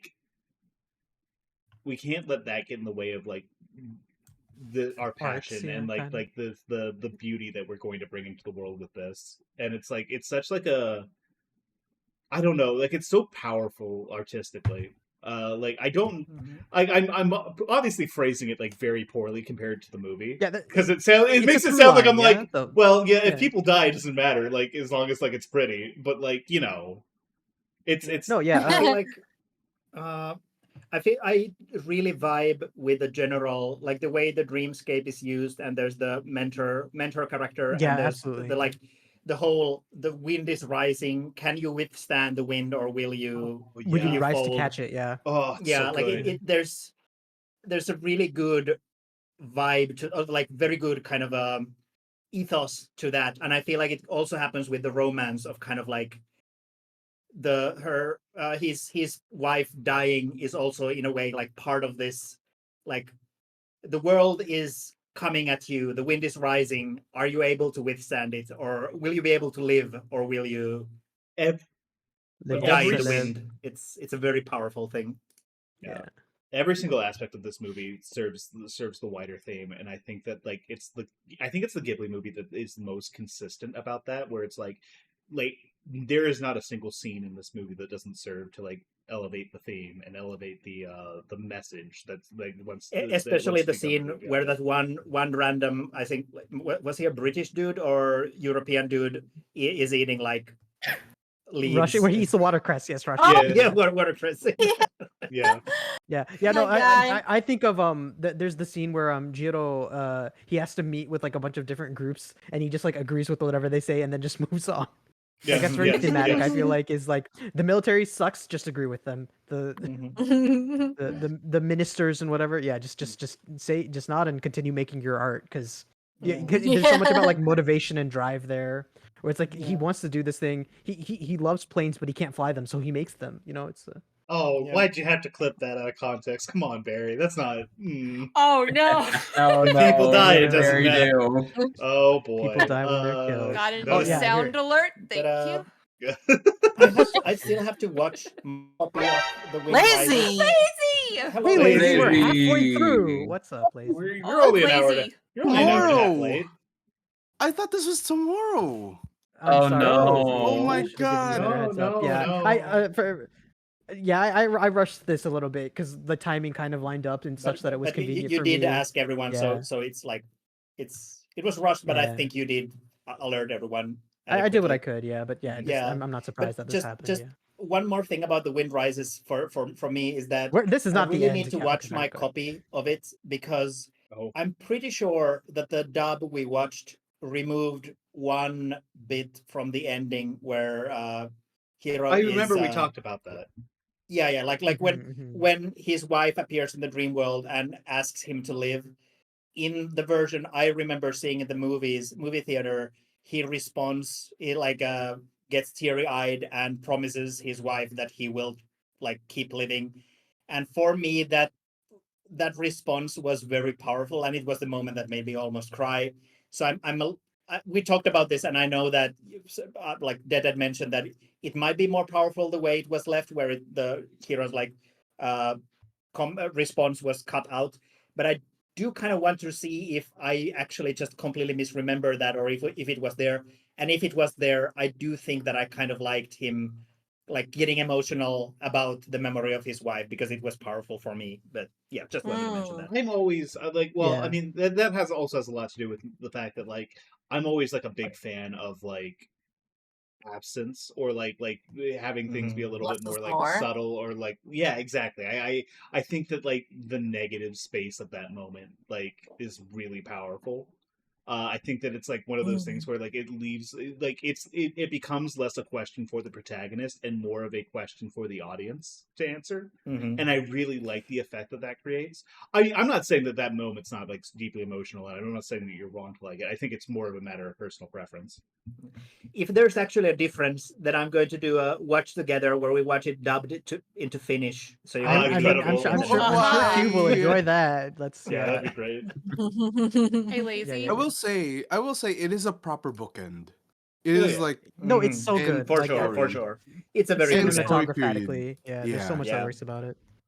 I'm gonna say shout out to the main character's boss for like he's so cool, such a hard ass to being like the most realist one at the end. He's like so him and his cool. wife setting up the wedding for them. The wedding oh god, the wedding scene was like genuine. I was like kind of crying. I was tearing up. I teared up like I teared up like 3 or 4. That was unbelievable. He's such a angry, good-hearted person. There's just like awesome. There's so many moments in this movie where I could feel myself like tearing up. Like it was just hitting my. I'm literally tearing up now just thinking about it. That's fun. That's okay. That is okay. Yeah. What? Hey, this is a good movie. Watch it. It's such a good movie. It's such a good movie. I'm so glad y'all enjoyed it because if y'all didn't like it, I would be crying. Yeah, like it's genuinely. I understand. Okay, so listen, like one of my friends, they fall asleep at every movie, so I'm like, this one they fell asleep instantly, and I'm like, yeah. That's right. Also, so Lazy. Now that you arrived, I heard that Boy and the Heron was your favorite movie out of this. So Tell us about it. Give us your glowing review. Oh my god, it is just so. I don't understand it. I honestly don't. Compared to the movies that we've watched, and then based on how far Ghibli has come, I don't know where Ghibli ended up. Barry, aren't you only always fighting in a meta Lazy? context, IMO. Yeah, we're mostly agreeing with that take. It's just someone mentioned that you had an especially negative view on it, and I couldn't help but bring it up. Sorry. I think it's just baffling how biggest... like I don't understand it. All right, carry on. Sorry. I was just gonna say that like I think that the part of like. I think the part of The Boy and the Heron that's like the most experimental and the part that kind of flops the most is like how sort of like loose the scenes are together. Like they're connected, but the order that they're presented in feels much more like metaphorical. Like it's supposed to take you through like a thematic or emotional state rather than like a continuity of plot. Which, like I said, it's experimental. They were clearly swinging for the fences on this one. I don't know how effective it is the only problem. I don't. No, I mean, it makes sense. It just sucks. IMO. Yeah, like you get it. It's Miyazaki. Miyazaki hands the reins to Goro. Goro fucks up, and the tower falls. That's kind of the overarching part of it. But the thing is that there's other symbolisms that we have. I don't. Yeah, there's more there. A lot of it is kind of just mashing up other Ghibli films. I feel like, and that's it has a charm. It's not amazing. I said, this is a thing. There's more metaphor there for sure. It really like this is a movie that like. You could have just had a conversation with your son instead of making this movie. But yeah, no, because then you wouldn't be an artist. Don't you know all art? Why would you talk instead of make art? Kicking all of you. Especially if you're feeling sad about something, you don't need to work it out. You just need to make art out of it. Yeah. But yeah, what's next after Wind Rises? Mononoke. That was week 6 was a banger week. That was our longest night. Yeah. That was our longest night. Yeah. They're both in like the 2.5 hour range, and so by the time Princess Mononoke started, I think half the people had left and everyone else was like muted which like, sucks because like we were so dead. We were so dead. So yeah, I do think like Princess Mononoke is like a candidate for rewatch because Princess Mononoke is like movie. Maybe I don't know if it's my favorite Ghibli movie, but it's definitely up. It's definitely up there. It's the most interesting, I think, thematically. Yeah, I'll never forget watching it for the first time in theaters, and it's just like there's just people dying and Yeah, they blood go and fucking murder crazy. and beheadings like Arms are straight flying like off. minute in, Arrows and I'm are like, yeah. whoa, what the Yeah. fuck? I feel like to me the worst part of Mononoke is those early moments where they're like whatever the protagonist's name is. What is Ashitaka, yeah. Ashitaka, Ashitaka. So Ashitaka is watching people fight in that town, and then there's just like completely randomly people are just like with one swing or one arrow shot shooting people's heads off or hands off. It's just it's so Yeah. slapstick compared to how like Yeah. gruesome it is. So it's For the most part, it is Ashitaka doing that, and he has like curse strength, so it's fair. yeah, I yeah, think yeah. Like one time I someone else understand, I does, understand the and idea. so Like it is not super consistent. Now, yeah, that's but like my there's interpretation. also Yeah. there is there's like one thing one that I want to moment where say. he's watching the people fighting, and there's like a moment where people are running on a field and fighting each other, and there's like Yeah, one pair Yeah. fighting where the other one with like a lance or something cuts the other's hands off, and the person losing hands is like preparing to hit with his sword, and then he does like a goofy second take at his arms of like, wait, I don't have arms anymore, and it's such a it's just a very odd moment of like, it's a super why Looney are you Tunes doing like a moment. slapstick moment with these people losing their heads or arms? It's a small thing. I don't really mind it too much, but it's just very bizarre to me. Actually, kind of relating to this, this is like one of my very small like this is me being a fucking nerd and putting up my glasses and going actually, like I know Ashitaka's got like the curse strength that shouldn't affect how like hard the bow fires because the bow is all about the draw strength of the bow, which has nothing to do with how strong you are. I don't Wow. Yeah, Oh, that's it. Jen That's it. That's all I wanted to say. mansplaining. I know this is me being like, actually, but like, I don't know being a which mansplainer, it must be a day ending and why. I don't know what your I end don't know. goal is. I don't know which indigenous peoples are the ones that are being represented, but for all you Fuck. know, those bows could have like 200 tons of force behind them, huh? Listen, They're that'd just be a really good fucking bows. crazy bow. Yeah. But yeah, But yeah, Mononoke no, I think is this is super like solid through and I through. think this is like Yeah, the native people being represented. I think they're like I don't know if they're the Ainu or a different like sort of native tribe. No, not Ainu. I'm pretty sure it's Yeah, something else, but give me I 2 don't know seconds. I'm which gonna look it indigenous up. peoples. Maybe it is. You know, I can't be certain, but yeah, that's the intro sequence, and you never see them again. So, but it Oh, is yeah. interesting to kind of have that representation. You know, in like Yeah. one of the biggest movies of all time. You know, anyway. Yeah, I've just Mononoke has also similarly to the boss in The Wind Rises. I just really like it when Ghibli movies have these kind of like characters who are not necessarily portrayed as always good. Yeah. Or like Yeah, no, they no. might be even evil or they might be neutral, but they're just very fun characters. So the leader of the Irontown? leader The guy of who's the secretly gun working for the gun shogunate, clan. yeah. Oh, yeah, okay, and yeah. the like priest. Oh, Both of them lady, are they're antagonists, what is her name? but they are so cool I was characters. about to And say obviously Lady the leader is also Urbosa. like The leader of very Irontown. what is her like name again? Urbosa? Lady Lady Eboshi. Eboshi, yes. Also, yeah, like Oboshi, yes. also This is yeah, like the one she's movie such a war. cool character. This is also, the one movie where war is kind of like it's not justified, but like it's important, and like each side of the war kind of like makes sense, you know. It's Like, one of those things where Harmontown versus the forest versus the shogunate. Yeah. this I mean like I think obviously like one of the central messages is that this conflict is hurting everyone, and it's still like a war is bad movie, but I think it's like the Yeah, of the course. one Ghibli movie where it's like it really goes in and examines like the reasons why people would go to war and like the reasons behind this conflict, and like treats every single person's like sort of or every single like faction's like reasons for the conflict as like important and valid, which I think is like super like nice. I think It's that's interesting, like a really yeah. I feel like for me it feels like the only kind of fully antagonistic faction is the shogunate. The shogun. Oh yeah, because yeah. they are kind of they are far away. They are this like pompous evil Orders kind from of on evil high. force, and the priests are like the most clearly kind of self like greedy characters, because they have the kind of whole thing of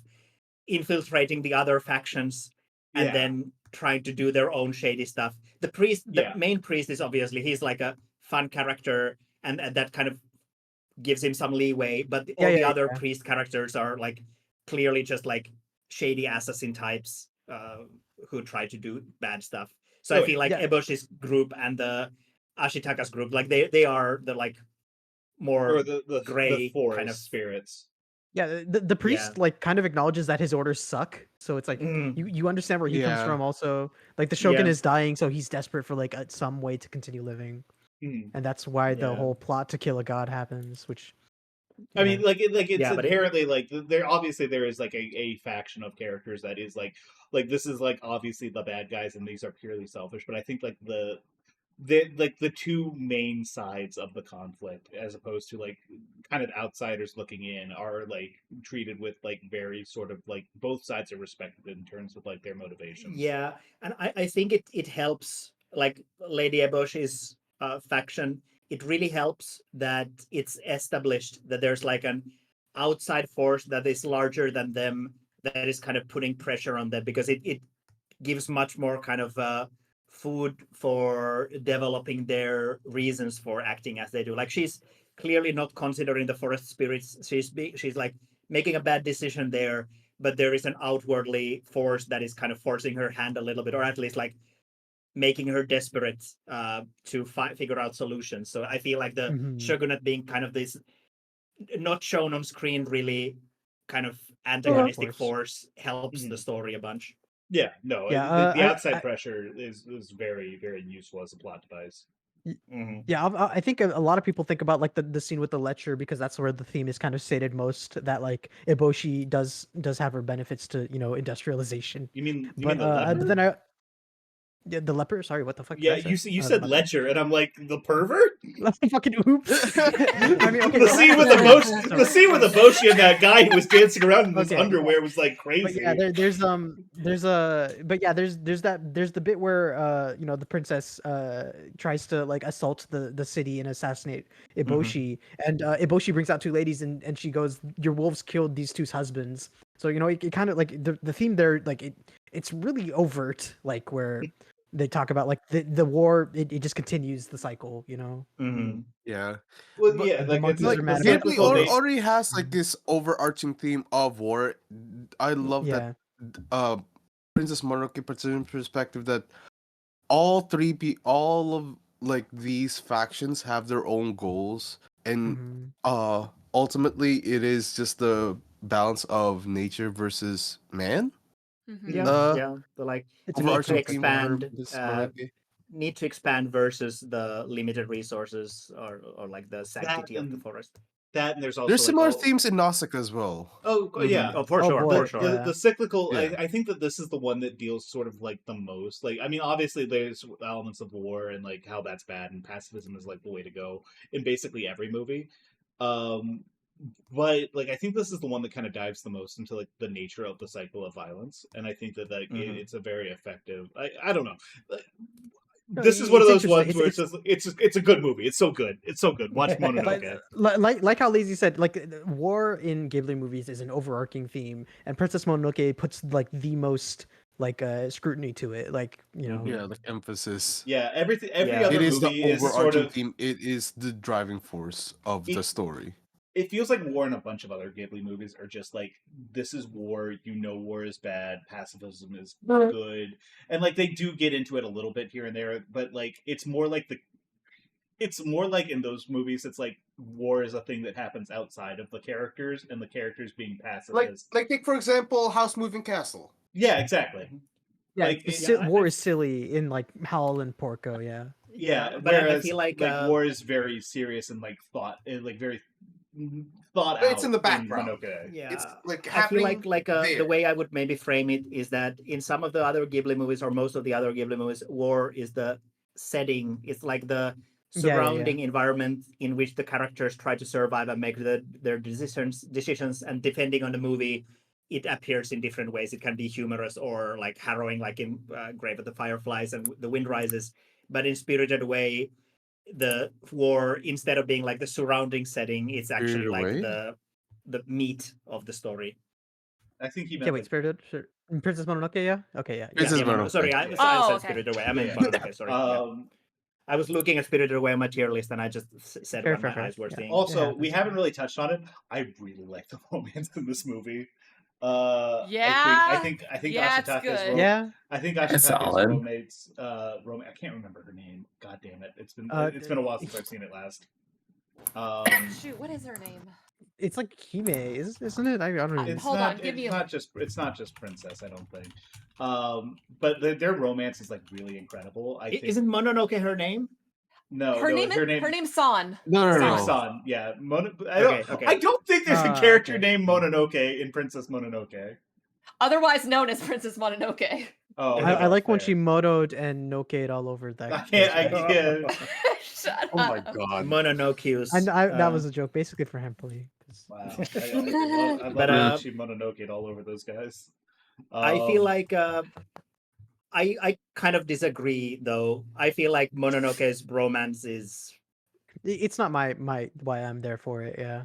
I Everyone it's- likes the girl who's listen. gonna stab you, and I'm like, I Listen. get it, but I'm here for the overarching stuff more so. Yeah. Yeah, for me, it feels a little bit too much like a very kind of conservative purity kind of thing of like it's cute in the movie, but then at the ending where it's like Ashitaka saying to her like, obviously we can't live together, but I'll come meet you in the forest someday, or it just felt to me very kind of like Doomed. like these characters obviously are in love, but this kind of purity of thought where they don't get together is more beautiful. That's kind of the vibe I got from it a little bit. So I never really. I really skip it. Yeah. Yeah, give me. My read on that is less like it's like a purity of thought thing. It's more of like a very sort of, how do I want to put it? It's like a very kind of mature like look at love, where it's like you can recognize that like the circumstances in which that you are comfortable, which is not like a situation in which your partner is comfortable, and you guys are both recognizing each other's differences, accepting those differences, and creating situations and like a world in which like you guys can both be comfortable where you are but still be together, in terms of like they meet up in the forest or whatever, or like, and it's like where they don't live together but they are together.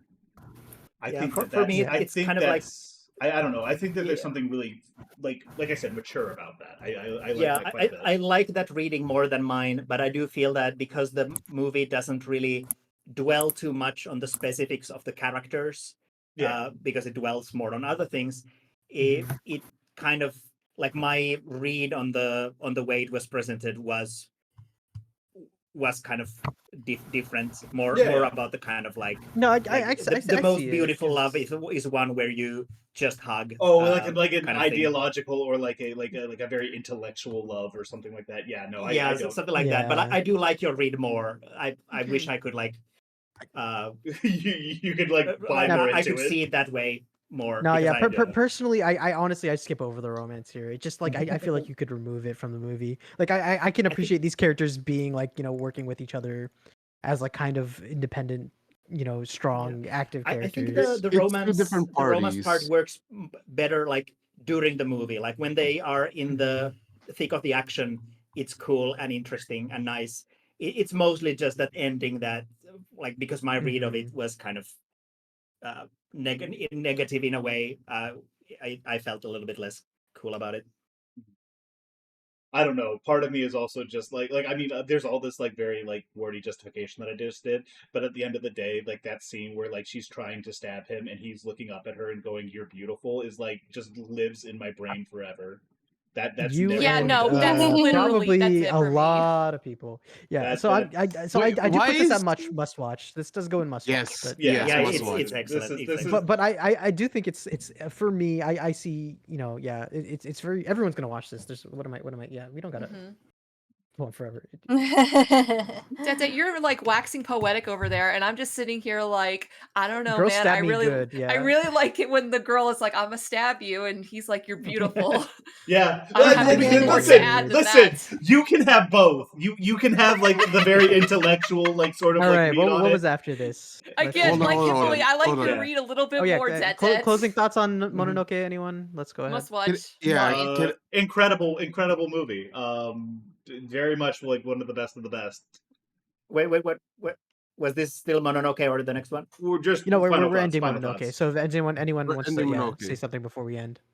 I was just gonna mention how how flavorful the characters are. Every single character in that movie is important.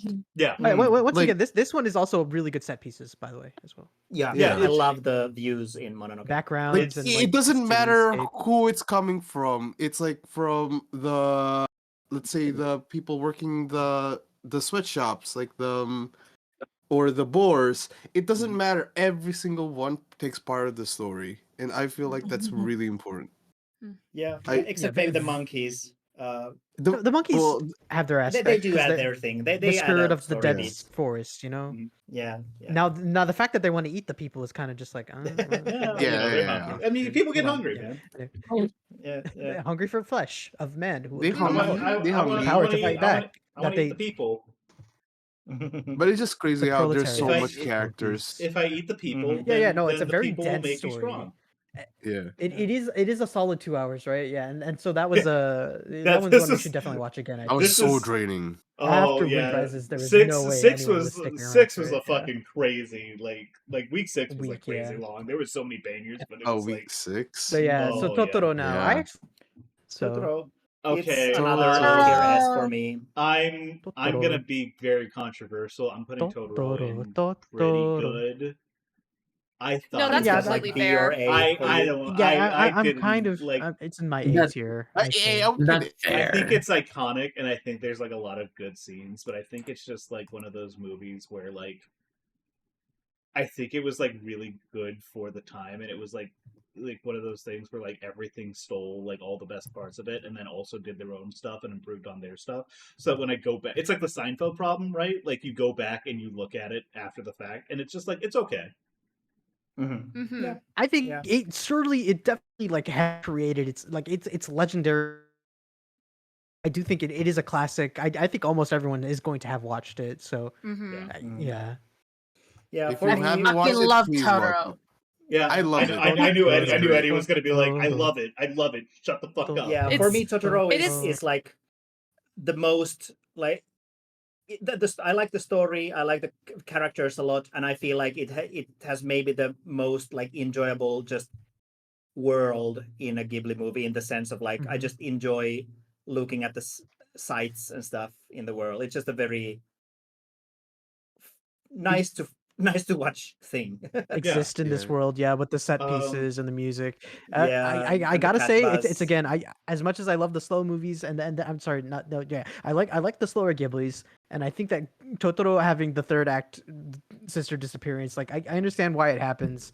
It's just I just feel like it just doesn't need that. It is kind it of is Yeah. a little. It is a It little. doesn't out need of to be nowhere. dragged on so long. Yeah. Yeah, no, it's absolutely. so much. I of a movie. don't super feel the same way, but I understand the idea. Yeah. I think I agree with Dagger in the chat where he says like it's like definitely like this is like the whimsy movie. Like this is the movie about like the whimsical thing about nature, Yes. like how nature can be as Mhm. a child. And I do agree with that. And I think it captures that very well. I just think, Yeah. and like I do think that out of all the Ghibli movies, I think it is maybe the most whimsical. With maybe the exception of like Ponyo or something like that. Yes. But Mhm. I think that like I want a little bit more than just the whimsy. Oh, did share chat break? Oh, sure. me, chat. for Oh, me, great. For me. It Just for looks me, okay just for to me. Oh, okay. For me, Okay. this movie feels like it feels Welcome more like a back. serialized cartoon than it Anything does for an Twilight. actual Yes, movie. it is like Yes. start, story, end. It is Yes. full all the way through. Yeah, like, it doesn't have like a very cohesive narrative throughout. It's more kind of like here are the set pieces and here are the kids like exploring things on their own and stuff happens. So it's not a very kind of like tight Yeah. plot in a way. Yeah, whereas Ponyo, it's like a very tight plot and everything goes to well, not everything, but you know, more than Yeah. this. I feel for like y'all, something for y'all just- who Oh, sorry, go ahead. go. Okay, for y'all who aren't even gonna plan on watching it, please just watch the first part because there is Watch an the intro, opening and yeah. end. Yeah, there is an opening and end to this movie. Wait, which movie? Crazy. Totoro? Totoro. Totoro has the Totoro. opening theme, yeah. I mean, it was my Yeah, first the time opening and I loved animation it. is so good. Yeah, yeah. It's so good. Oh yeah, Alright, well, but like, what were you it's gonna say, also Kim? and it's also like your first Ghibli movie is always gonna probably like it's like Hold a it's like special the place, it's like yeah. your first Final Fantasy game. It's always kind of gonna have like those couple point boosts because it's like It's like your first version. Final Fantasy game. Oh. You are going to hate it in a unique way that you don't hate anything. Oh, Oh no, I mean this was my first time watching it ever. Oh, okay. Yes, that Oh, was okay. my first time yeah, watching yeah, it. yeah, Yeah. Yeah, but yeah, it's Totoro is my first Ghibli movie, yeah, so it does have a special place. yeah. But And I just wanted to say earlier that it's interesting how seeing it as a kid, I probably saw it the first time when I couldn't even read, and my parents were like reading the yeah, subtitles to probably. me, and Aw. That's like and really I Yeah, this cute, is like but that sounds like a terrible watching the experience. 80s, right? Yeah, this is like one of the oldest movies. So yeah. yeah, Yes. well, this was probably like 95 when I saw this or something. Yeah, I think it's 94. I watched a lot of movies with subtitles with my parents, like reading out loud what is said in the Mhm. subtitles. But with Totoro, I feel like I completely missed a lot of the like tension. It's just like things are just happening. Some things are nice. Sometimes the kids are crying, and it took me. I think it was like only in adulthood when I finally watched Totoro in a situation where I completely understood the kind of like, oh, that's the situation with the mom. That is like that is Yeah. why the big sister is feeling so much pressure, because she like starts feeling that she's being lied to about her mom's like well-being and stuff. It was interesting to finally kind of get the full concept. Eddie, is your connection okay? Uh-oh. Quackly, or not Quackly. Oh no. Eddie, come back. Yeah, I think Eddie had might a be share dead. chat break. Eddie, come back. Eddie might be dead. Oh no. Yeah, Eddie's offline now. Yep. Oh no. Okay. Well. Oh, her internet Oh, cut she's out. on the I guess- cat bus. I guess. Yeah. I guess we can kind of Totoro keep. killed her. I guess we just keep talking about Totoro for a little bit while we wait for Eddie for crashed, Eddie back. says Barry. Yeah. Oh no. All right. We need Can to I save say her. something real quick? Yeah. Please. What's up? Yeah, What's sure. up? The fact that it was my first time watching Totoro, I always heard about the cat bus, and then when the cat bus finally showed up, I was like, "There's no that much pomp and circumstance. It's just that, yep, he's a There's a thing bus, and it's he a cat. exists. Yeah, it's a cat. It's I a think bus. it's It's a like- cat. He exists. It's I- the cat yeah. bus. I think it's Something one of that those I things only where, noticed like, much later was that the cat, like the headlights, are rats. I never noticed that. at Yeah, first. that's pretty Aw. cute. That's pretty cute. Once again, I think it just has to do with like it's like I said, it's a Seinfeld issue where it's just like every single like anime that wants to have a little bit of whimsy, like has taken stuff from Totoro. So like going back, if you go back to it, it just like it feels very normal. Whereas Yeah. like in the moment, I'm sure when it came out, it was kind of like, this is crazy, this is so cool.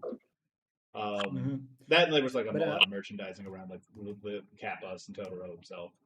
Yeah, but something actually that I found kind of neat that I learned about when I watched Totoro with some online friends elsewhere a couple of years ago was that there was apparently like a kind of semi-official follow-up story for Totoro released called May and the Kitten Bus. What? Eddie's Which- online. Aw. Eddie! Which is, Oh, the kitten Eddie, bus come summoned back. Eddie. As it should have. I think I think it she's still getting features back on, the but- kids riding like cat cars, like smaller cats that are just like single person cars instead of a whole bus. And I need to find a picture of this again. That sounds Oh, adorable. damn. Anyways, the worst take I ever heard about Totoro is that it's bad because it has no conflict. No, I don't think every movie, Silly, like every story stupid, needs wrong. conflict. L That's like, ratio. oh wow, Get out of wow. here. Ooh, wow. Yeah, I It's think like everyone has never- heard probably that take because it is like every so often some chud will come up and be like, this movie is too Whoa. slow. It's bad inherently, and I'm gonna Breaking prove out it. this- And just Breaking out strong. chud. Yeah. Yeah. It really is just like there's like I understand that like almost every story is about conflict in some way, shape, or form, and I think that like we kind of like put our brains around that. And like to a certain extent, I agree. Like where like sometimes you do like a lot of stories do need conflict. Like a lot of stories are enhanced by conflict. Conflict creates some of the best like narratives that we've ever had. You don't need it all the time. Like Yeah, sometimes you don't need it, but Totoro sometimes- does have it. In Totoro fact. does. I mean, Totoro does have conflict. Like yeah, no. it So has they're like just wrong on every level here. that element, like the entire back half of that movie is like the conflict of like I mean, obviously there's like the mom stuff going on throughout the entire movie, but like having the missing sister is like, oh no, I glanced over at Hempel's stream and he's busting out Photoshop or he's busting out Paint. No, I'm just posting a picture Oh, of God. of May being in the single Little bus. It's Yeah. so It cute. is really cute. Yeah, and there's also apparently some kind of like a gathering of different kind of cat vehicles. I'm also posting that in VC chat. Yeah, no, there's a lot of like cat vehicles that are like Yeah. it goes pretty hard. All right, Yeah, Eddie, there's also one more picture. There's like the I'm so glad that ancient cat buzz. I'm so Hey, glad there that she is. Kiki is first, so people didn't realize that I hadn't seen Kiki until just now. What the Oh. fuck? Yeah, I hadn't seen. I just haven't Really? seen Kiki. It just never came up. But yeah, And then there's I- one I more missed- picture in I VC happened chat, to which miss is the the one like where ancient cat buzz. I missed it, and then we saw Porco Rosso, and I'm like, wow, Porco Rosso is the greatest movie of all time. Mm-hmm. Kiki, Okay, but great that's story not about fair. growing up. So Very it's coming not of fair to age. go to Ponyo, which is the most Eddie of No, all sorry. of Yeah, these no. movies. Listen, there's so much animation in Ah. Ponyo. I had to preload it. We're not at Ponyo yet. We're still talking Totoro. We're Okay, still on okay, Totoro. fair enough, Yeah, fair yeah, enough. yeah. I didn't see the tier Very list. fair. Welcome back, Eddie. Welcome Welcome back. I'm back, Eddie. back. Okay, Hey, I'm here to Eddie. kill Ponyo, everyone. shall we? Yay! Wow. Kill, No. No, No, okay. Eddie has to have her time. On the Yeah. date of my birthday? On the day of Damn. his birth. Your birth. Wait, hold. Eddie I hate Kill. all of you. Totoro's the best. No, Totoro. Yeah. I Totoro is Ponyo's S tier for birthday's me. tomorrow. I We can kill you remind all you, we Eddie. want. Hmm? I'm trying to I survive. have Totoro in my S tier, Eddie. Keep that in mind when you kill us.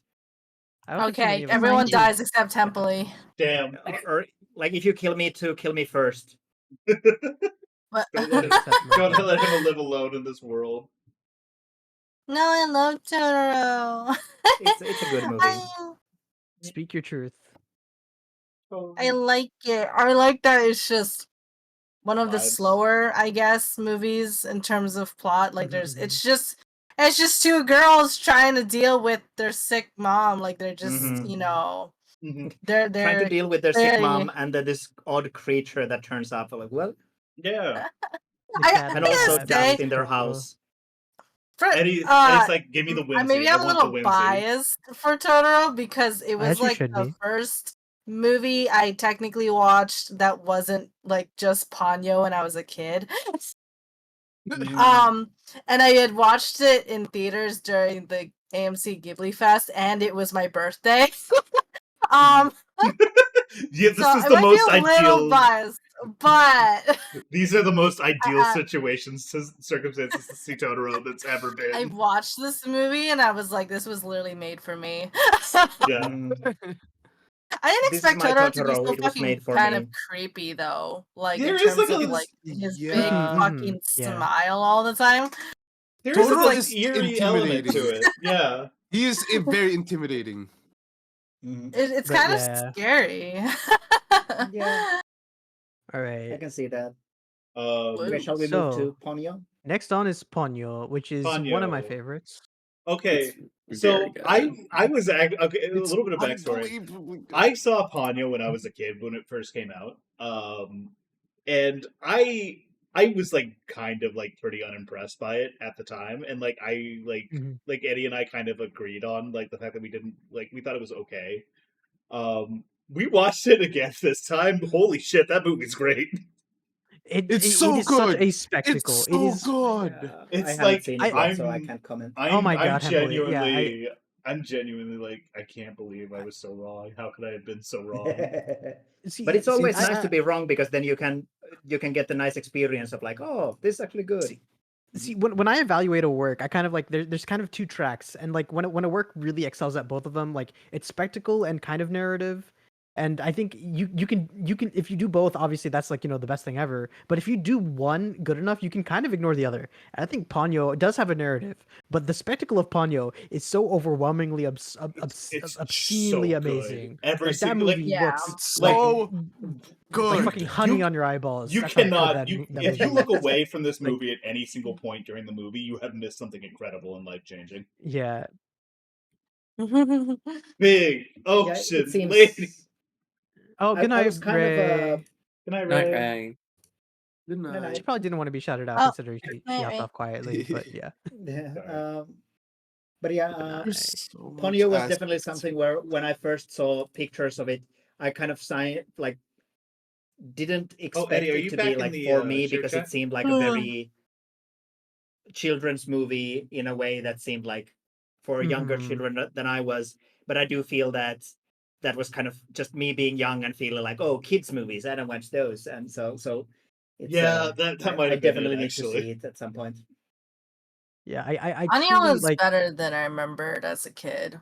But I agree with like Saw's like logic in terms of like I think I was just kind of more wowed by the visuals of it because what like now that I'm sitting back here and kind of remembering how the story went, what the fuck? Yeah, the story is a little What the fuck it's was a that? little the story's like a little crazy and kind of more of an excuse for all the stuff to happen than like a good kind of character driven story on its own. But like it's better than I remember. It's a little bit Little Mermaid.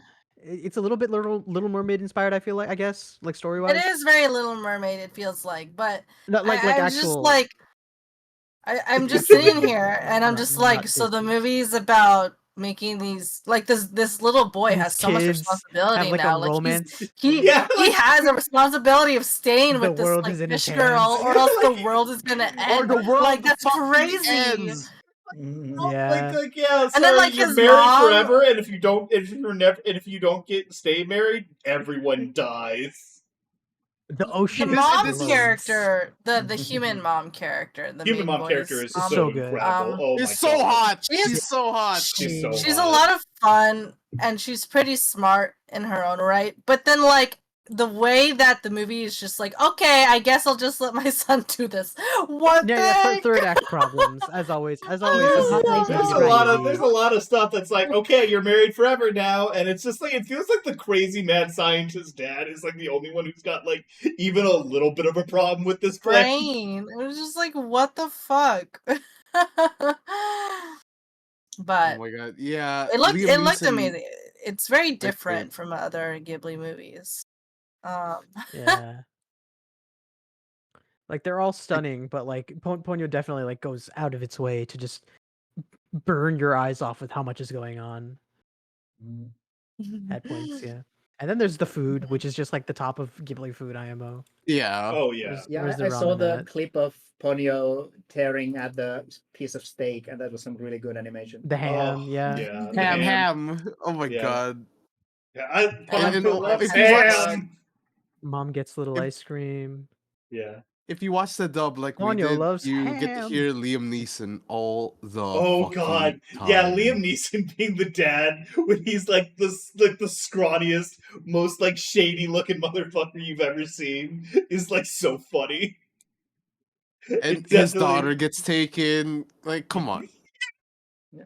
By the way, for people in shared chat, I'm gonna post an Imgur gallery that is just the May and the Kitten Bus, the like picture book that I for some reason had saved on my computer. So if you just want to look for some pictures of this spin-off animation of May visiting the kitten bus family or cat bus family, just there. If you like more cat, if you would like more cat-based vehicles, please click that link. Yeah, exactly.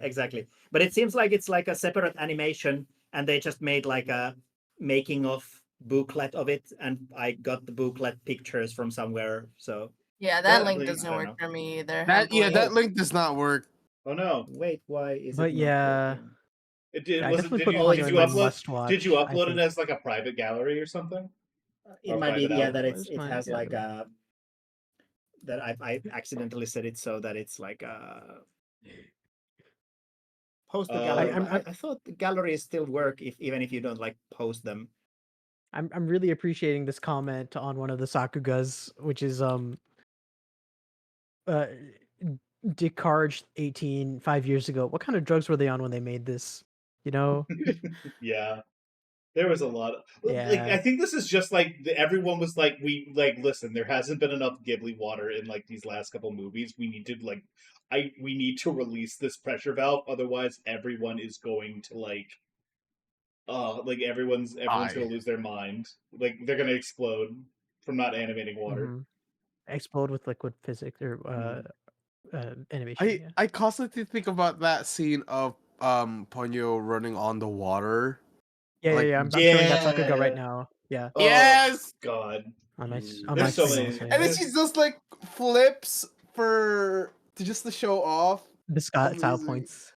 Yes, the style points is amazing. It's really Mhm.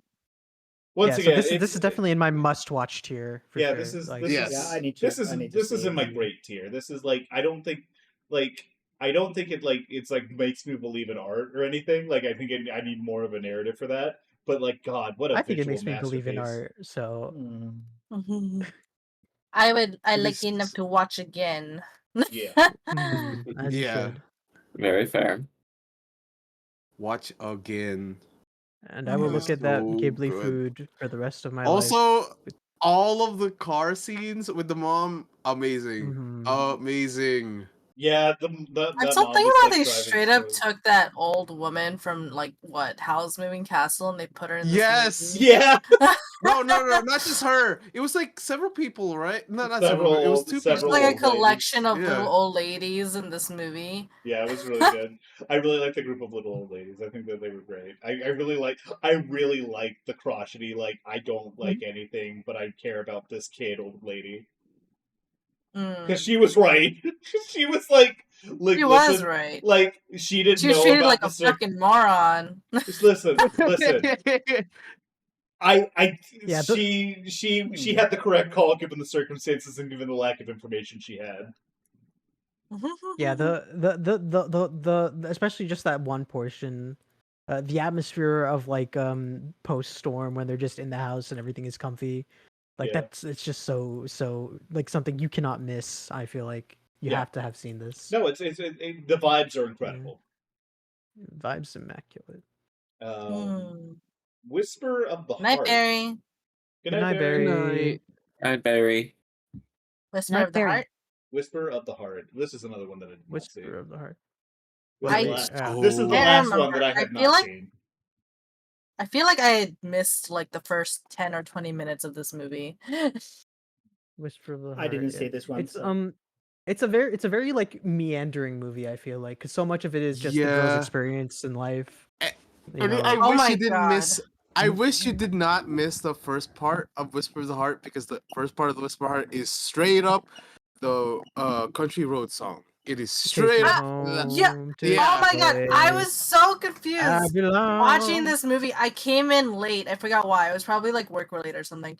And yeah. all of a sudden, the girl's just singing her own version of Country Roads. And I'm like, haha, is that Country Roads? And everyone's just like, yes. And then no Yep. one explains it to me. Like, why she's singing I mean, Country it's not- Roads? And like, why not the exactly entire movie explained. is Country Eddie, Roads? Eddie, does themed? anyone need to ask you? When you sing Country Roads, does anyone ask you why you're singing Country Roads? Yes. Oh, well, I'm sorry. That's Yeah, sorry. Just Whisper of the Heart has my heart. yeah. Before we move on too much from Ponyo, I'm looking at the water apocalypse with all the creatures. God damn, those some fish animation. Yes, Yeah. when People everything got fucking love flooded, fish. it's so Yeah. good.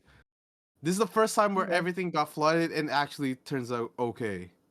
Mm-hmm. For some reason, my Imgur is cursed, and I can't make this post visible to anyone. Maybe it's like detecting that there's something It's there not that. meant to be. Sorry, we're not allowing Um, We're not allowing post from Finland to breach the outside world. Yeah, we're charging you tariffs. There's Oh my God. there's a quarantine. Yeah. I'm sorry, Saw, because you're showing that scene right now. I distinctly remember the pops from that boat. Yeah, the boats, just so much about this aesthetically works so strong. Yes. I just linked the pictures in VC chat. If God, you speaking, I know this is going back to Ponyo though, but you talking about the boat reminded me of like the little boat that they have in Ponyo. I mean, I'm like, God damn it, that's so cute. That's so cute. That's exactly what I was Oh, talking Yeah, about. I'm okay. streaming that Little right now. boat. Oh, I thought And there then was the like a little boat. I was pops like, that wow. you did, Yeah. I was little like, wow, there's pops, a boat in like Whisper it of the sounds Heart. like popcorn. Yeah, The so soup wait, is what for is the baby. general vibe with Whisper of the Heart? yeah. It's okay. I do think it's a bit lesser. Okay. It's like how it's does like it a compare to like the one Cat of the Returns, since they are like related? Even unnecessary. Hold on. I'm putting it. Whisper of the Heart. I'm putting it right next to. Pompoko. Yeah. I have no idea where to put Whisper of the Heart. I feel like I need a separate section for itself between like it enough to watch it again and eh. Like it, won't watch it like again. it Yeah, enough that's to fair. watch to get Like the context of Take Me but Home don't Country want to Roads. watch it again. I thought it was cute. It was fine. Yeah, You it's know, cute. there's when you think of a nothing Ghibli really movie, to. yeah. There's nothing really to like talk about, to be honest, when I think of this movie. Okay, in so my it opinion. sounds like it was kind of a whatever Normal. movie. This Yeah. is a When it comes to this is the one where I go. I don't really feel like this is a Ghibli movie. Even I just Well, kind of. from what I'm hearing, it's Well, almost like it wasn't like this directed by is Miyazaki again, so I guess that affects things. Okay. Yeah. It was. Yeah. This is one of the Goros. Okay. Oh, okay. This is one of the Goros. Gotcha. Is it? Let me. Okay. Let me. In hindsight being what it is, weird that we did like. I think that we were like we're only doing the Miyazaki ones, but then we did like a couple that are like very much not Miyazaki. No, sorry. This is Yoshifumi Kondo. He directed. And yeah, I like the romance. I don't dislike it. There's a lot of atmosphere that I don't mind, but it just doesn't like hit in the way that some Ghiblis do. Yeah, there's like aspects I enjoy about this movie, but it's just like there's stronger romance Ghibli movies that I like way more. So it's just kind of like whatever. There's And that's not much kind of of a basically Little what the movie kids. is. It's just about it's just a romance movie. And this girl being really obsessed with cats. Yeah. The cat statue, yeah. And the fat cat that like I don't know. Not that there was like a fat cat in that movie that just like knew everyone in the neighborhood. The way it's being described is Oh, just like yes. it's like if you want anything that this movie is doing, you can get it better somewhere else. Yeah. That's But that's a then good way for to me, describe it's like an okay thing in general. Like Yes, it's this movie okay, is but average. something does things it does better generally speaking. yeah. Yeah. But by the It's way, getting bonus just points for me because of what do you call this? Of Country Roads. Country Road. Yeah, that's you know what? It gets a bonus. It It gets a bumps up bonus. it bumps up a tier for Country Roads is something I'm super willing to accept. Yeah. There is a scene where she is singing and the guy is like, what is he playing like the violin, and then like the older men kind of come into the room and they start joining. Yes, that was a great scene. Join in. That is like Scene. that is like the Amazing. only scene that like that comes to my head when I think of this movie that I think is like genuinely memorable. Like and it is a very good scene. Yeah, I thought I had seen nothing of this movie, but now that you mentioned that, I suddenly remember that. Yeah, I did see that specific bit at the end. It's just like that's such a good feel moment. Okay, what's up Laputa? Anyway, I just want to mention that like I spent the whole time we were talking about Whisper of the Heart only looking at Ponyo gifs. That's how much Ponyo I had. I had Ponyo preloaded. I was wondering. ASAP. Because Anyway, like he's Hassan mentioned the boat. Whisper of the Heart. Do I have anything I want to show from this? No. Nah. Oh wait, no. It does have Lo-Fi Beats Girl. You know what? Wait, Whisper of the Hearts. Whisper of the Hearts has Lo-Fi Beats Girl. I do remember having seen that. You know what? The good thing I did actually look at it instead of just skipping straight to what are we talking about now? Laputa. Castle in the Sky. Yeah, Castle in the Sky. Yeah. In the Sky. I enjoyed Laputa good. way more on the second watch than I did when I saw it first. I was kind of lukewarm on it the first time. The second time, so it's still not the best by far, but it has such fun scenery and characters. Like the criminal grandma and her sons are such a fun group of people. Yeah, very fun. It's got a little bit of Porco Rosso. It's one of those things where so for context, Eddie and I actually didn't watch this with the rest of the group. We had missed this week, or I had missed that week, and then Eddie had to drop out. So I went to bed. Yeah, she didn't watch Castle in the Sky, so we watched it together. And this is the first time I've ever seen like Castle in the Sky. It's really fun to be able to watch one specific piece of media and then see like, oh, so this is where like every JRPG in the 90s got their ideas from. This is so like, much media is inspired by this. This is like everything from the 90s is Laputa. which is crazy. It's great. I really like it. I think there's like a couple points that kind of ding it from like the top tier, but I think absolutely great movie. Everyone should see this just to see like everything that you've ever loved from like the 90s. Half of it comes from here.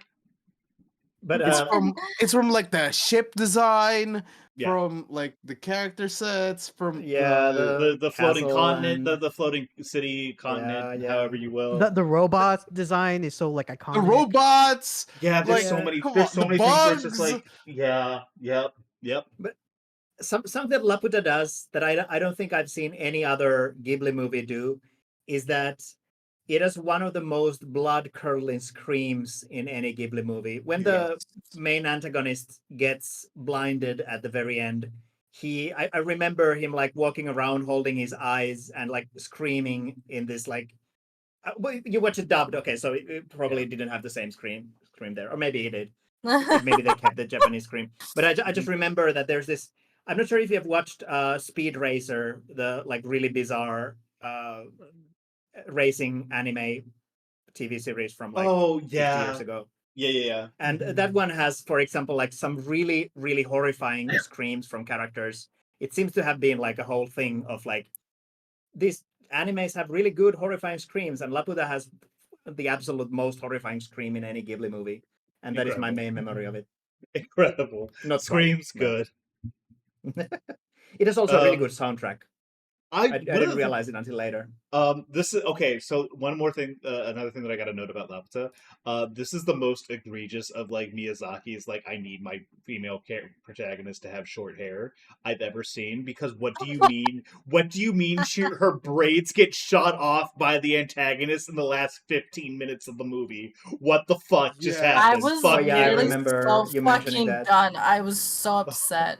What the fuck is wrong, Miyazaki? so You funny. terrorist! I was like, You have to stop. Yes, we finally have a female character with like long fucking hair. Nope.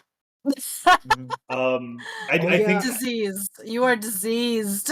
Yeah. Laputa also had she has such good baggy pants. Oh yeah, no, her Yeah. design, her Oh, outfits yeah, are so hair good. pants. Amazing. Yeah. I really like the design there.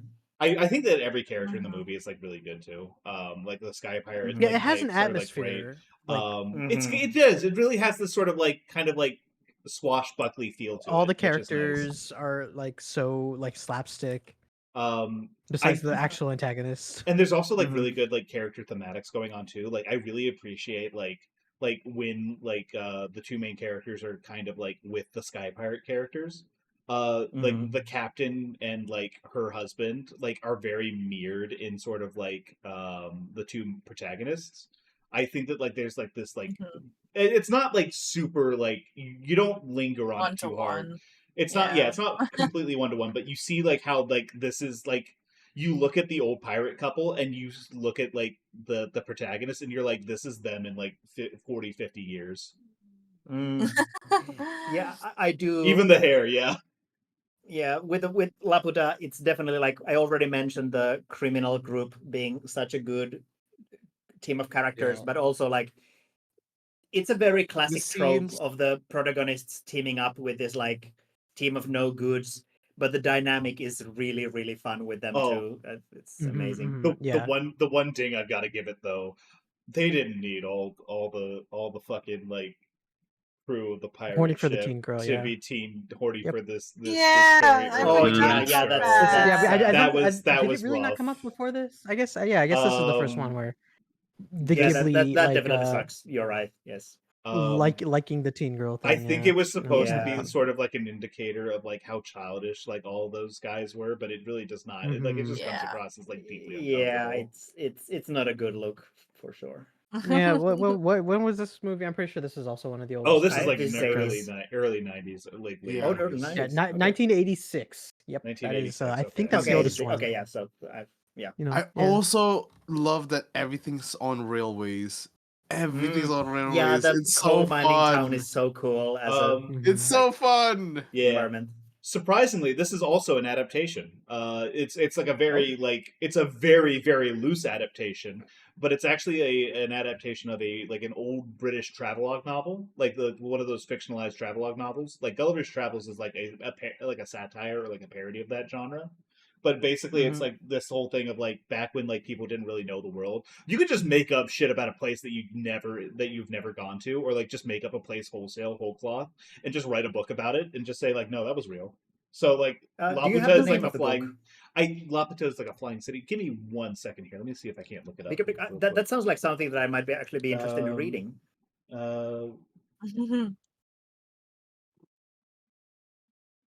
Yeah, God, I'm thinking about Oh like my one of the God. Pokemon movies that I'm pretty sure is inspired a lot by Laputa. It's like Yeah. No, you're right. The You're Lugia, right. the second movie, I guess. God, so many. Yeah, gosh, we have to watch the Pokemon movies. We do need to watch the bad guy but though. I will watch Pokemon movies with you with the like what is the word, like caveats. The stipulation that we have to watch the first movie with the finished dub. Okay, wait. Oh, okay. Well, if it gets Cuban, because I've been for years I've been telling Cube I need to get her to watch the 4th Pokemon movie because it has some interesting stuff. The finished dub for the first 2 movies are amazing. They're not really actually even that bad, but they're just it's a finished dub of a Pokemon movie. What can you expect? So as long as I can have the subs, you know. Yeah, I feel like you might actually get a kick out of the experience, but obviously I was joking. I mean, honestly, I've only ever watched the movies with the English dub, so I'm actually like, what if we watch them subbed? I'm actually kind of interested in hearing the Japanese. I've never heard the Japanese version. I don't think I've ever watched. Yeah. Old Nintendo is asking, did people discuss the Kiki's Delivery Service dubs? I have no comment on that because I mean I've watched both sub and dub. I don't know that there's a they're both good experiences. I don't think there's too much to differentiate them. Yeah, I watched Kiki's Delivery Service dubbed when I was a kid because that's what showed in Disney. Oh, we did talk about Gigi. Yeah, Gigi was a topic that was discussed. Oh indeed. yes. Yeah. Oh my God, yes. Yeah. I think the one is the thing that it was based off of was Jules Verne and the Flying Island, which is okay. Obviously Jules Verne. Okay, yeah. I think that's what it's based off of. Yes. Sorry. Okay. Yeah. In that case, I might not give it a go because that's old enough that well, yeah, it's gonna be such a loose adaptation that it. No, this is incredibly least, loose. It's incredibly loose. God, yeah. There's this is also one of those ones where there's different dubs, and like the one that Eddie and I. No. Okay, wait a second. We were talking about something else, maybe. I'm trying to catch up. I'm trying to catch up with chat. Yeah. There's just some discussion about Gigi from. Oh my God, this where you fucking. I was thinking about something else. Never mind. Don't worry about this gif where he spins her around and almost falls off the goddamn island. I'm like. Yes. Oh yeah, that's when they arrive. Also, I completely missed and forgot that the floating island had those like Nausicaa squirrel beings. Yeah, I think that having watched that and then going into Nausicaa was like really fun because it's like, oh, okay, it's like a neat little combination of things. Yeah. So, what's next? Next is Nausicaa.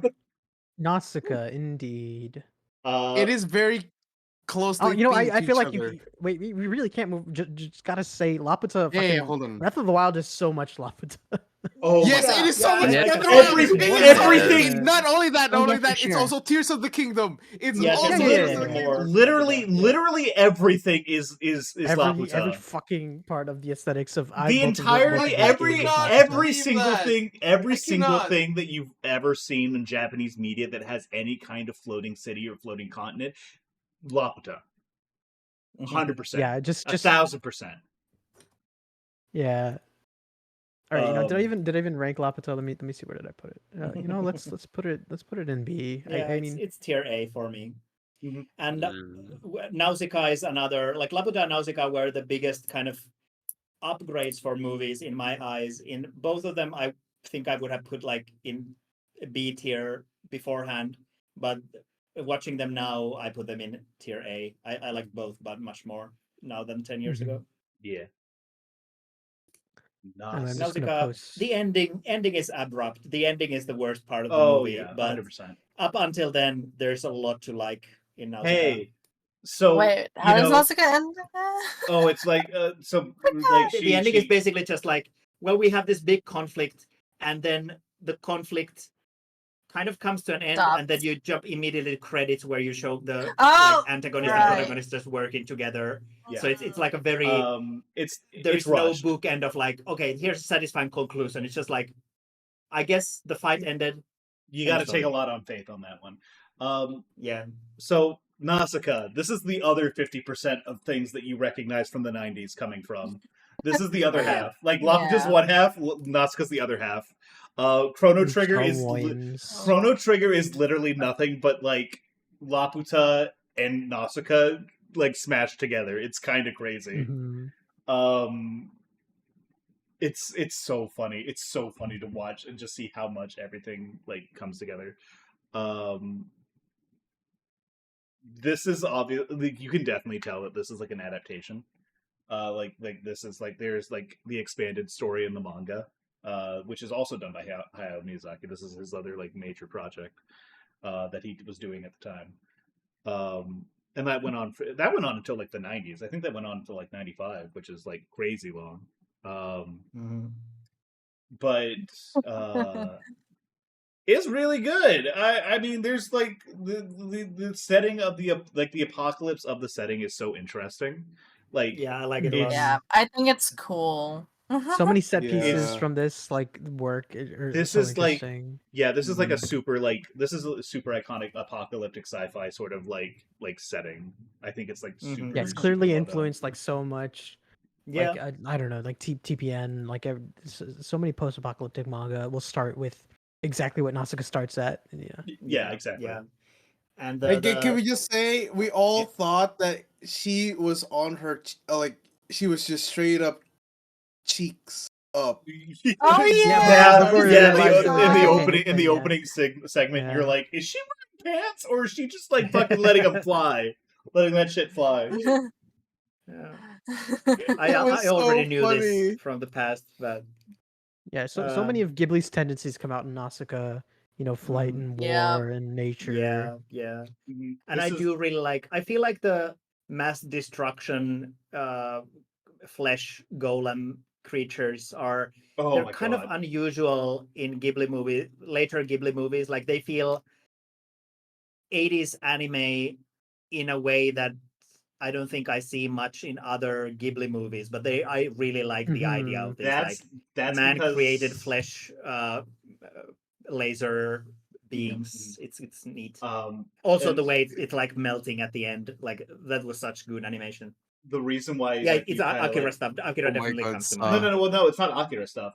Like Anno was the one who was working on those shots. But I mean, like the movie, the vibe I get from those, like the vibe I get from some Nausicaa stuff differs from Ghibli's usual vibe, and is more similar to maybe like an Akira vibe, or even like Neon Genesis Evangelion vibe a little bit. There's actually like I said, Anno was the Hideaki Anno was like the one who like worked on a lot of those shots with the like the sort of flesh golem like neck things, and so like there is like a very direct line from Nausicaa to like Ava as like a concept. As like creatively, I think that's like super cool to kind of see like what is essentially a small like an Ava popping out of the ground and be like, okay, I'm not finished. Bye. Yeah, but important note is like if you enjoyed Nausicaa, I super duper recommend checking out the original manga because it's much longer than the movie and it goes into like some unexpected related but slightly different directions, or not really different directions, but like it explores the idea much more. And I really enjoyed what I saw it, and I want to read the full manga eventually. It's also like a little bit darker, right? Like I remember hearing that it's a little darker. Yeah, it's like because it goes longer, it has time to explore the conflict and stuff much more, and that kind of affects things. It might also be darker in some other ways. I know there's like an evil cult in the manga that doesn't appear at all in the movie, and that the like cult is a very interesting plot device in ways that I don't want to spoil, and I could see some of the darkness relating to that. Well, yeah, like once again, the manga had like started like 2 years before the movie came out, and then like the manga ended in like '95, which is like way later. Like it's had Oh yeah, I almost, like, forgot about that. Like it's it went for it's such like a long 7 time. or 8 years. It's amazing that Miyazaki had time to make a manga with all this stuff. Well, it's one of those things where I feel like he had a little bit more like he had a lot more wiggle room after like like what magazine is going to be like whatever production schedule you've got, like Miyazaki-san, like we do whatever, we'll publish whatever you got. Yeah, probably. Good. It's a pretty good movie. I'm putting it. Hold on. Like I said, I'm putting it in A. I think Mm. that like the ending being as abrupt as it is, there's like a couple like little missteps here and there, but I think it's like excellent. I think it's definitely worth checking out, and it's so influential. I'll put it A. I really put it right next to Castle in the Sky, where it's like you should watch it once. For me, Nausicaa and Laputa are very similar, both in terms of like how much I like them and some vibes. Yeah. And like the impact that they have on like every other piece of media around it. Yeah. Like Yeah, I Laputa like is clearly once. much like kinder about many things. Like Nausicaa is much more like it's post-apocalyptic. It's much more like hopeless in some ways, or like serious in some ways, but they do have a very similar vibe. Also, Human, did you say something?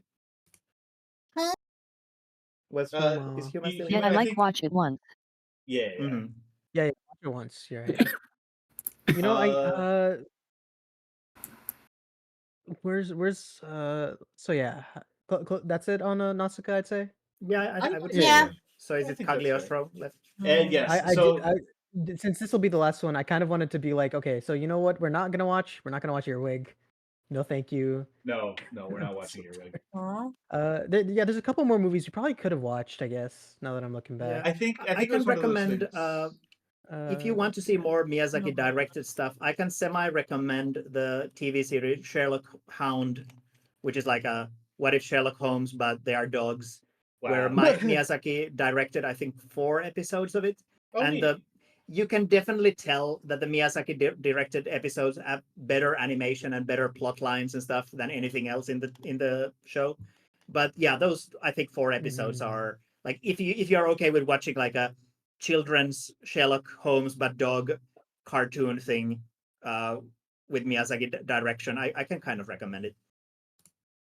All right, yeah. So Cagliostro, probably the least Ghibli movie. Wahoo. This is it does have some strong Ghibli-isms. So this is a loop on the third movie, and this is technically not Ghibli, but it is this is Miyazaki's directorial debut for like an animated film. Yeah, his first movie. It's interesting. In the context of Lupins, this is like the gentlest Lupin. Like if you've never seen a Lupin, you should probably start here. If you have seen Lupin and you didn't like it, this is what you should watch anyway, because this is good in even without any of that context. It's got I think I'm kind of actually torn on where I'm putting this, because like I want to put it between like pretty good and great. Like it's either at the top of pretty good or it's at the bottom of great. I enjoyed Cagliostro the one time. It is a fun movie. It is. Yeah. I think I wouldn't. I think I would probably enjoy it more than I would enjoy other Lupin content, just because it's kind absolutely of a nicer thing. I hate that the main other Lupin thing that I would probably suggest for a lot of people, if you want to have fun with it, would be the Lupin and Detective Conan specials. Yeah, those I think there's only one. Yeah, I think another kind of like shitposty, way you can get into Lupin is watching Lupin clips dubbed, like English dubbed clips, like out of context. Because boy, the English dub goes wild places, and that's probably the ideal experience of Lupin. Not gonna lie. There's we have a Ghibli heist movie, but like there were two dubs for like the Cagliostro actually. Oh right, One we was swapped like, yeah, halfway. yeah. What we Yes, did we is we swapped. watched like the first half of like we watched the first half of one dub, and we were like, this is just not good. And then we found like the other, like I found the other dub, and like we ended up playing it, and like the picture quality was like a little bit worse, but like the dub itself was like way better, so we stuck with that one. Yeah. It's still pretty good. I like. Listen, I'm not super familiar with Lupin stuff. It's one of those. Lupin's always been one of those things where I'm just like, I really need more. I need to just sit down and start watching from somewhere. It's like the Gundam problem of like, where do I start? Listen, you're not missing too much. Lupin is fun, but I like high stuff. it's hard to say like any of goofy, it's necessary. I like goofy high stuff. Yeah. I like the silly monkey man. But anyway, yeah, you did get the best taste of it here. But it's kind of interesting because both this and the newer 3D movie both had kind of like the female new character who clearly crushes on Lupin, and Lupin is like the all-knowing mastermind. Like he's much cooler in this movie than he usually is. Yeah, and it's yeah. I've kind of understood that Lupin usually is a little bit more of a scrambler. kind of gross womanizer kind of character. So I think Cagliostro kind of presents him, from what I've understood. I don't actually know in his best light. Yeah, no, that's very yeah. fair. So I feel like Cagliostro is also a nicer movie to watch if you don't want to get like, oh, that hasn't aged well, kind of vibes. Well, yeah, like like I said, it's like the considering that like he is the monkey man, like him having like the horny aspect is like not super surprising to me. Obviously not, but it's just listen. something that I wouldn't maybe want to like, wouldn't age well for me personally, I guess. No, yeah, and it truly, like, Lupin is never without its cons. Like, it has its fun parts, and women exist in Lupin. It sucks most of the time, almost all the time. In fact, Hi, Kersha. Hey, Kersha. Oh, hello, Sorry, Kersha. Yeah. Yeah, no, that's kind of it. It's just you don't want to think about women in Lupin. It does have that one yeah, that clock death at the very end where like the villain gets like squished. That's so hard, yeah. That's like crazy. Like, but like the more I think about that, the more like we watched it and I was like thinking about it. What the fuck were they intended? Like, what was the intended way to like open that trap or like to open up that waterfall? Yeah. Because, or like open the dam, because there's like, I don't think there's a way to do that doesn't involve you getting squished by the hands of the clock. Like, yeah, I think Cagliostro requires so much suspension of disbelief. Like, you gotta, like, somebody has got to die to open that thing up, which is like crazy to me. Yeah, well, a good treasure trap is just like that. You have to sacrifice someone. Yeah, if you're seeing my stream, the one where Lupin just falls foot forward into like the pitfall trap, I'm just like, this is not a regular Lupin. This is too confident Lupin. He did like trying to be cool in front of the girl. It is one of those things where like I was watching like the movie and like having not really seen like any other Lupin stuff, I was just like struck with this idea that like it doesn't feel like he should be this confident. Mm-hmm. It does feel like he should be scrambling a little bit more. Mm-hmm. Yeah. But I really like, just in general for Lupin, I do really like the general art style. Like the main trio they look very incredible. fun. Like just the way they are drawn is just very fun. Yeah, the design work in Lupin I think is top tier. I think like every single one of those characters is like super evocative. But there's good stuff going on, Yeah. And Lupin and Zenigata have sex. Yeah, let's go. Boyfriends. Fujiko Mine can watch. All right. So that's all the movies, huh? Yeah, we did it. That's all the movies. Thanks for organizing this, Lazy and Sane. Yeah. Yeah. Sane only did the first one? Yeah. Sane did do the first one, yes, which is why I mentioned it. Yeah. Surprising absolutely no one. The tier list is a little bit weighted towards the top. Who would have guessed that Ghibli movies are good? Who would have guessed it? Yeah, no, like I know. I'm literally like there are only like 2 tiers where I'm like you probably shouldn't watch them. Like Mhm. all the top 4, I'm like, you probably should end up watching these at some point. Yeah. Yeah. Give me one second. I need to take a screenshot. My I final need to tears. watch Porco Rosso, Ponyo, and Boy and the Heron. You so- really need to watch Poco Rosso. I'm Yes. Yeah, no, that's Porco Poco- Rosso is so like a- fun. Poco Rosso. Porco I Rosso think is one of them that I would put in the rewatch. Yeah, but like Hell yeah. it feels unlikely, but I have a slight hunch that it might just be possible that my vibe on Porco Rosso could be different now compared to when I was like 4 years old or 5 years old. yeah, maybe. Oh, 100%. Possibly, 100%. yes. It's so slapstick. It's so fun. The pirates are lovely characters. Wait, It's is one that of Laputa or Porco Rosso? yes, Porco Rosso. yes. Yes. I don't know. It's like one of those things where like I think this list feels like pretty standard for most, like, you know, like if you talk to people who watch like a lot of Ghibli stuff, like I think that people mostly agree. The thing about me that's like the most shocked by all of this is that like I hadn't really heard of Poco Rosso like before this, when it's like so good to be as Fucking same. like it really, I don't necessarily want to say any Ghibli movie is like underrated, but like I genuinely think Rises that Poco Rosso like deserves more flowers. Yeah, It's I like guess on it's one par that it has been with forgotten a little bit. Spirited Away. The It vibes doesn't are have the so same kind of good. Yeah, no, same I attention on think it. like Howl, I would say that Porco Rosso is like a real, like, it has something that's good for everyone. It's like, it's hard the, to find anyone who would dislike it's the this. charcuterie board of Ghibli movies. You're gonna get a It's little bit of so everything. good. I'd rather be a fig than a All fascist. right. But yeah, thanks for doing the tier list stream, and Yeah, thanks yeah, for yeah. organizing this thing. Yippee! Yeah. Yippee. I'm Fun, looking man. at Yippee. It was so Ladies. fun. Ghibli week was so fun. Yeah, Yeah, but yeah, like, yeah, Ghibli we gotta Week. watch more stuff. He says, not looking at like this list of like months. I am Yeah, very slowly was once a week. making Hemply watch Weeks. March Comes In Like a Lion, which I do rewatch like every like twice a year just because it's such a good Yeah. anime. Miyazaki like, doesn't uh, personally Checks like out. Poco Rosso as much. That's crazy to me because it feels like feels like one of the movies where it's like he's most like going through. He's like Yeah, but most like, hitting his vibe.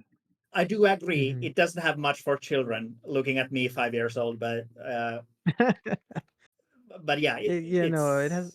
Not every movie needs to have something for children necessarily. I am looking at who's online, and I see that Author Blues is online. So. Yeah, Well, I'll go I ahead think and read I'm going into to. Saw. I'll read into Saw then, so you can carry that forward. I'll raid Yeah. into Hemply, and Hemply. Oh wait, I'm going to raid to Frankie Pixel Show working on Luke Outside. Oh, okay, that works too. Yippee! I Wow. almost started to type in my raid message into like into Hemply's chat. That would have been I was embarrassing. so Oh dead. my god. All right, we'll go ahead and see you I later, did have guys. All right. Oh, see Thanks for the ya. stream. Huh? Bye bye.